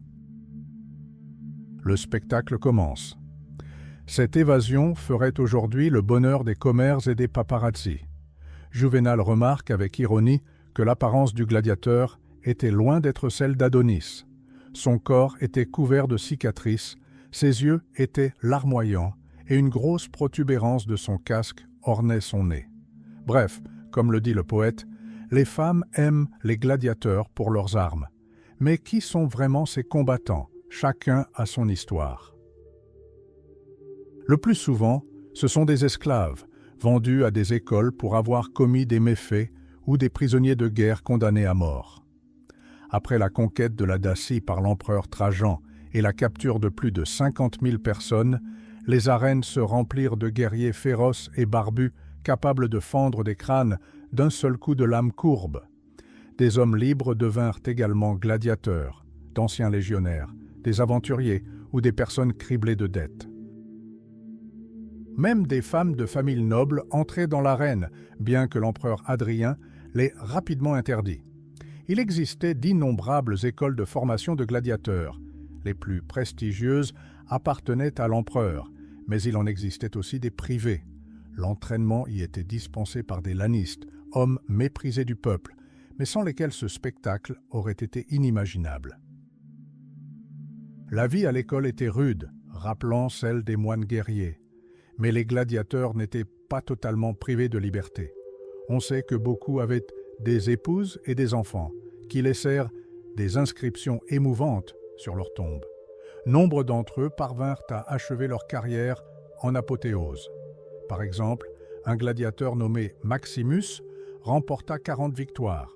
Ces héros étaient récompensés par une épée de bois, le rudis. Ce symbole marquait la fin de leurs tourments et l'avènement d'une liberté tant attendue. Imaginez le silence de l'amphithéâtre avant le début du combat. On connaît l'expression « Ceux qui vont à la mort vous saluent », mais c'est une légende. Elle n'a été prononcée qu'une seule fois, sous le règne de l'empereur Claude, et encore, par suite d'un malentendu. Le combat commence par des effets spéciaux. Des nuages de poussière s'élèvent soudainement du sable grâce à des plateformes élévatrices, et dans cette brume, comme surgie de nulle part, les silhouettes des combattants se matérialisent. Les spectateurs assistent à des combats classiques. Un rétiaire, armé d'un filet et d'un trident, affronte un secutor coiffé d'un casque profilé difficile à attraper. Les juges, eux-mêmes d'anciens gladiateurs, veillent scrupuleusement au respect des règles. Contrairement à ce que l'on voit dans les films, presque tous les combattants sont torse nu, sans armure lourde, mais portent des casques aux couleurs vives ornés de plumes. Dès que le premier sang est versé, la foule exulte, réclamant le coup de grâce ou la grâce. La décision finale revient exclusivement à l'organisateur des Jeux, assister à un duel entre un myrmilo et un thrace. L'un est massif comme un char d'assaut, l'autre agile comme un serpent. À un moment donné, le myrmilo feinte une erreur, emprisonne son adversaire dans son bouclier et le plaque au sol. Si le rédacteur ordonne la mort, le vaincu, avec un sang-froid incroyable, offre sa gorge à la lame. Le corps est traîné à travers les portes de la mort, accroché à des crochets, et son sang est aussitôt recueilli pour être vendu comme remède contre l'épilepsie ou comme filtre d'amour. Mais qu'est-ce que ça fait d'être dans un casque? Imaginez la chaleur, 3,5 kg de métal brûlant sur la tête et ces étroites fentes pour les yeux qui vous permettent à peine de voir. L'air est rare et le bruit de la foule de 70 000 personnes n'est qu'un grondement sourd. Ici, la survie se joue à quelques secondes près et à des réflexes irréprochables. Vers 4 heures de l'après-midi, Rome commence à s'apaiser. Les boutiques ferment, le forum se vide. La ville se prépare pour l'événement principal, le dîner. Les Romains mangent tôt car, sans électricité, la vie est rythmée par le soleil. Pour l'élite, un festin est bien plus qu'un simple repas. C'est l'occasion de nouer des relations et d'afficher sa richesse. On aperçoit un couple élégant transporté en palanquin par des esclaves jusqu'à une somptueuse demeure. Un allumeur de réverbères les attend à l'entrée, patientant jusqu'à tard dans la nuit pour éclairer leur chemin. À l'intérieur, les invités sont accueillis avec cérémonie. Des esclaves leur lavent les pieds avec de l'eau parfumée, tandis que des fontaines murmurent et que des paons déambulent. Une soirée de conversations et de mets exquis commence sous un dais de rideaux rouges. Des pétales roses flottent à la surface de l'eau, sculptés par la brise en forme fantaisiste. D'élégantes lanternes en forme de cygne se balancent non loin, leur lumière se reflétant magnifiquement dans l'eau. La femme note aussitôt cette idée pour ses futures réceptions. Son mari, quant à lui, est plongé dans ses pensées. Il cherche une formule de salutation pour son hôte, un sénateur influent. Il est le dernier à l'avoir invité, et un tel privilège cache sans doute une demande d'argent ou une faveur politique. Sachant que notre invité fournit des animaux sauvages rares de tout le Moyen-Orient, des tigres aux rhinocéros, le sénateur tente peut-être simplement d'obtenir une réduction sur les animaux vivants pour les prochains Jeux du Colisée. Le couple est conduit à la salle de banquet, suivant avec soin les recoins les plus impressionnants du manoir. C'est une visite guidée, en quelque sorte. Ils passent devant l'imposant coffre-fort familial et admirent les mosaïques du bureau, qui abritent une relique légendaire, une épée capturée par l'ancêtre du sénateur lors de la bataille de Zama. On dit qu'elle aurait appartenu à Hannibal lui-même. Un esclave, faisant office de maître de cérémonie, livre des explications brèves mais captivantes, produisant l'effet escompté. Des tables chargées d'argenterie précieuse sont dressées un peu partout, comme dans une exposition. On entend de la musique au loin, et bientôt les invités pénètrent dans le célèbre jardin intérieur, le péristyle. L'épouse est frappée par la beauté d'un jeune homme nu se détachant sur la verdure. D'abord, elle le prend pour une personne vivante, mais en s'approchant, elle réalise qu'il s'agit d'une statue en bronze représentant un héros grec. Ses dents sont d'argent et ses lèvres écarlates, en alliage de cuivre. Enfin, ils atteignent la salle à manger, appelée triclinium. C'est une pièce spacieuse, dont les murs sont entièrement recouverts de fresques illustrant des mythes et des paysages. Au centre se trouve une table basse et ronde, entourée de 3 loges en forme de U. Ces loges sont recouvertes de nappes bleues et de coussins jaunes moelleux. La mosaïque du sol est ici inhabituelle. Elle représente des restes de nourriture, arêtes de poissons, carapaces de homards et palourdes. C'est un thème classique pour ce genre de salle. Pour un Romain, le triclinium était une représentation complète du monde. Le plafond symbolisait le ciel, la table, la terre, et le sol, le royaume des morts. Tandis que les derniers invités font leur entrée, des musiciens entonnent un air solennel. Un sénateur accueille les nouveaux arrivants depuis la loge centrale. Parmi les invités se trouve le secrétaire du préfet de la ville, accompagné de sa belle épouse et d'une femme très corpulente, coiffée d'une perruque monumentale, parsemée d'étoiles dorées. Les esclaves indiquent aux invités leur place. Le mari occupe la place d'honneur auprès de son maître, mais sa voisine est cette même femme corpulente qui exhale un parfum entêtant. Son épouse est plus chanceuse. Elle est assise entre une femme aimable et un jeune officier de retour du front de l'Est. Avant le repas, les esclaves lavent les mains des convives avec de l'eau parfumée aux pétales de rose. On ne parle pas de politique à table, mais les plaisanteries et la poésie sont les bienvenues. Un vieil esclave érudit récite des odes latines et grecques au son d'une lyre, signalant le service du premier hors-d'œuvre. Les serviteurs apportent un immense plat, du pis de porc farci d'oursin. Les convives sont ravis par l'alliance de la douceur de la viande et du piquant du caviar. Du mulsum, vin mélangé à du miel, accompagne le repas. Un dîner romain est un véritable spectacle.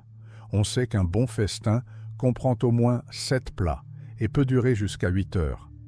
Les Romains mangent allongés, appuyés sur leur coude gauche. Ils n'utilisent pas de fourchette et mangent avec les mains. Leurs seuls ustensiles sont des couteaux et diverses cuillères, comme des cuillères pointues spéciales pour les escargots et les œufs. Comme les mains se salissent vite de sauce, les esclaves font constamment le tour des convives avec des cruches d'eau et des torchons propres. Les règles de bienséance de l'époque nous choqueraient. Un rot sonore était considéré comme un signe de politesse et de bonne digestion. De plus, lors des banquets de l'élite, même les flatulences étaient tolérées. L'empereur Claude envisagea même de les légaliser par un décret spécial pour le bien de la santé de ses sujets. Si un invité avait besoin d'aller aux toilettes, un esclave lui apportait un récipient en verre directement à son chevet. L'atmosphère est incroyablement tendue en cuisine. Le chef, appelé magister, supervise une armée de commis. Aujourd'hui, il prépare du flamand rose dans une sauce aux dattes et aux épices. Pour masquer l'odeur de la viande, qui, faute de réfrigération, risque de ne pas être fraîche, les Romains utilisent une quantité impressionnante d'épices. Curieusement, leur menu ne propose ni tomates, ni pommes de terre, ni pâtes. Tous ces aliments n'apparaîtront en Italie que bien plus tard. En revanche, ils raffolent du garum, une sauce de poisson fermentée dont le prix et le prestige sont comparables à ceux du vinaigre balsamique. Au plus fort du festin, acrobates et bouffons envahissent la salle, transformant le dîner en un véritable spectacle de cirque. Le clou du spectacle, des rossignols dans des pétales de rose préparés selon une recette ancestrale. Après le plat principal, place au dessert. On sert des douceurs au miel, des figues, des pêches et des abricots. Un convive, en dégustant une figue, cite en plaisantant la célèbre phrase sur la destruction de Carthage. L'assemblée rit. Le festin est une réussite et, fidèles à la tradition, les invités emportent les friandises restantes dans des serviettes. Telle est la distance qui sépare l'ennemi de nos murs. Caton n'aurait pu imaginer un geste plus spectaculaire. Les sénateurs furent stupéfaits par la fraîcheur du fruit. On dit que ce fut la goutte d'eau qui fit déborder le vase.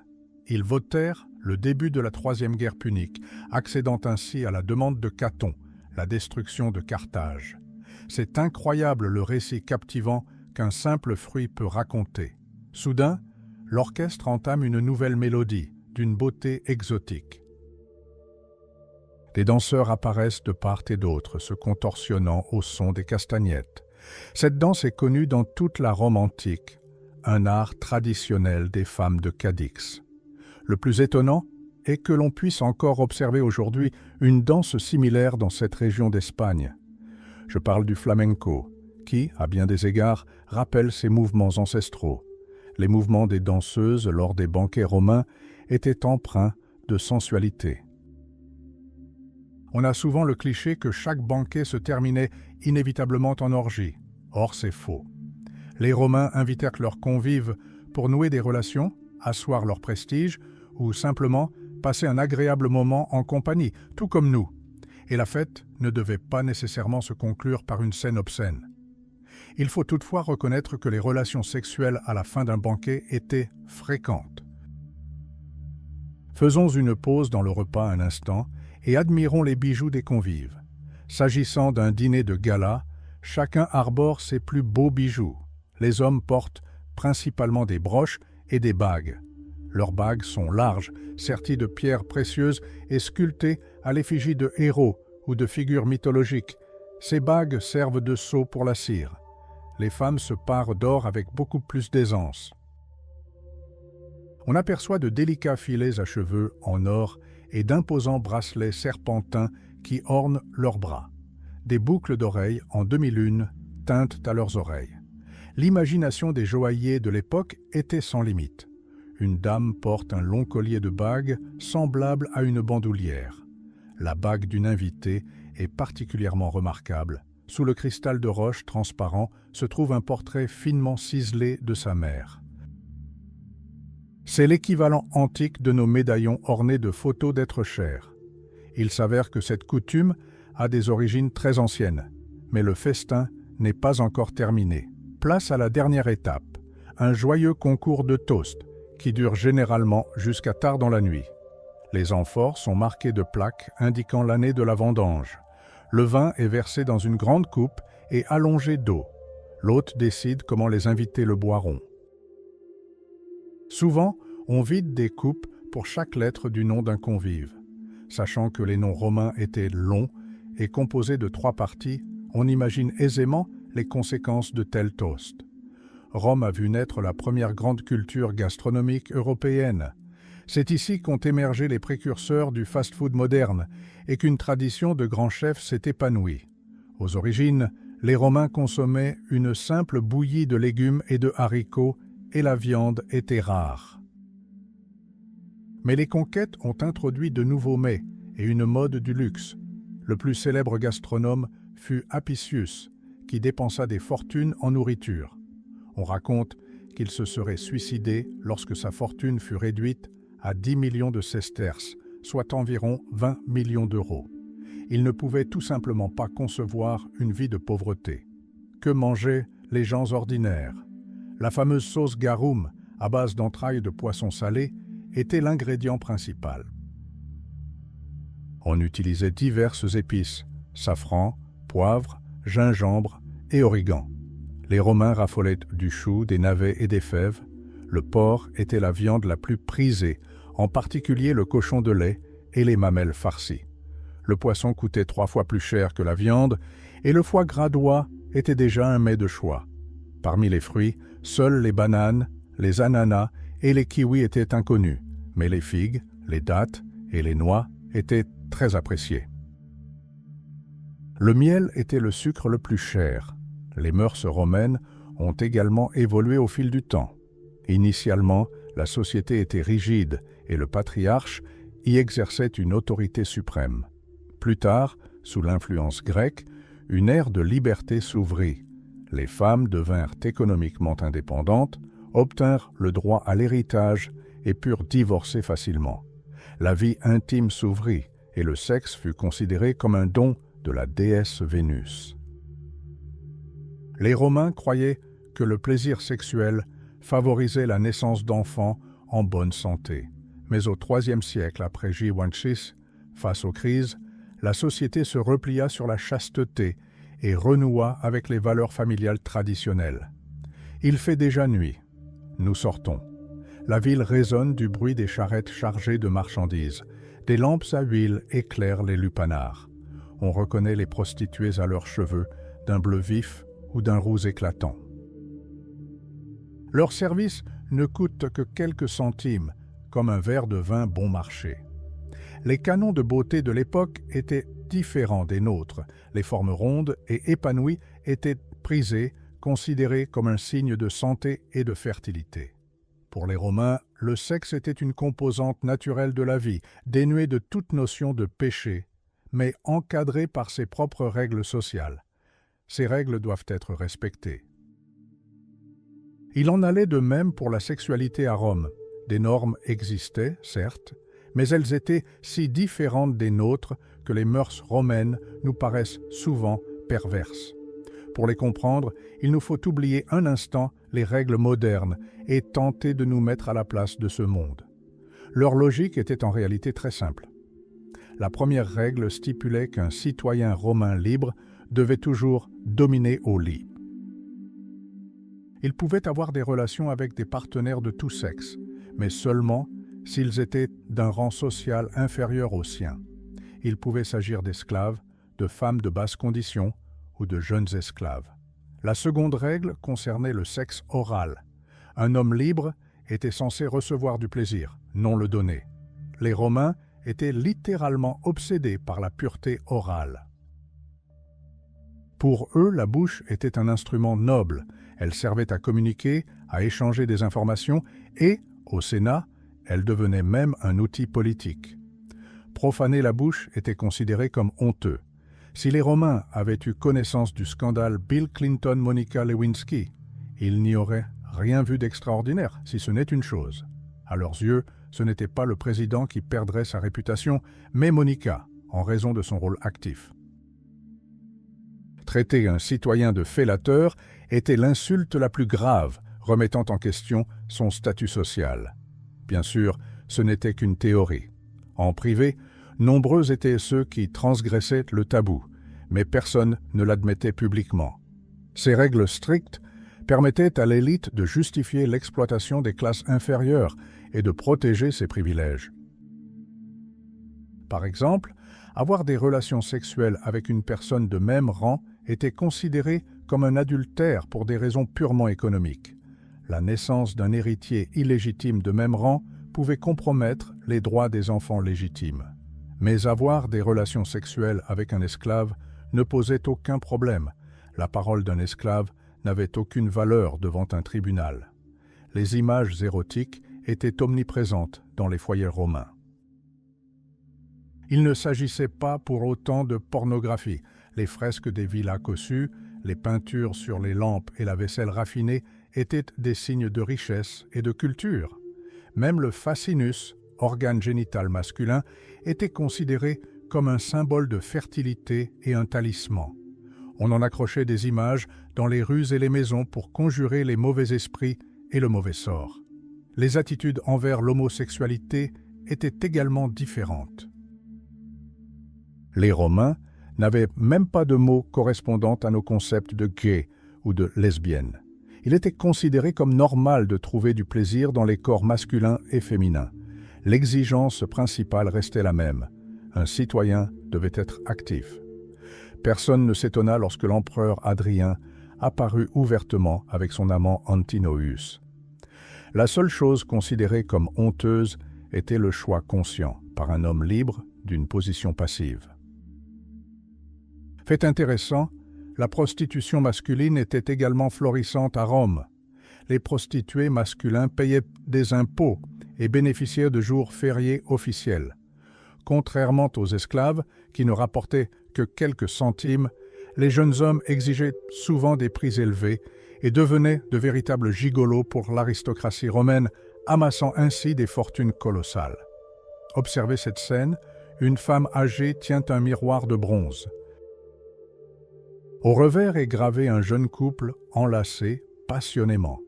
C'est elle il y a bien des années. Elle contemple son reflet, ses cheveux gris et ses rides, se remémorant l'apogée de sa beauté. Les signes du zodiaque sont sculptés dans le cadre du miroir, symbolisant l'irréversible passage du temps. « Profite de l'instant présent », disait Horace, et cette femme a manifestement pleinement savouré ses plus belles années. La nuit est enfin tombée sur les rues. Il fait désormais dangereux de s'y trouver.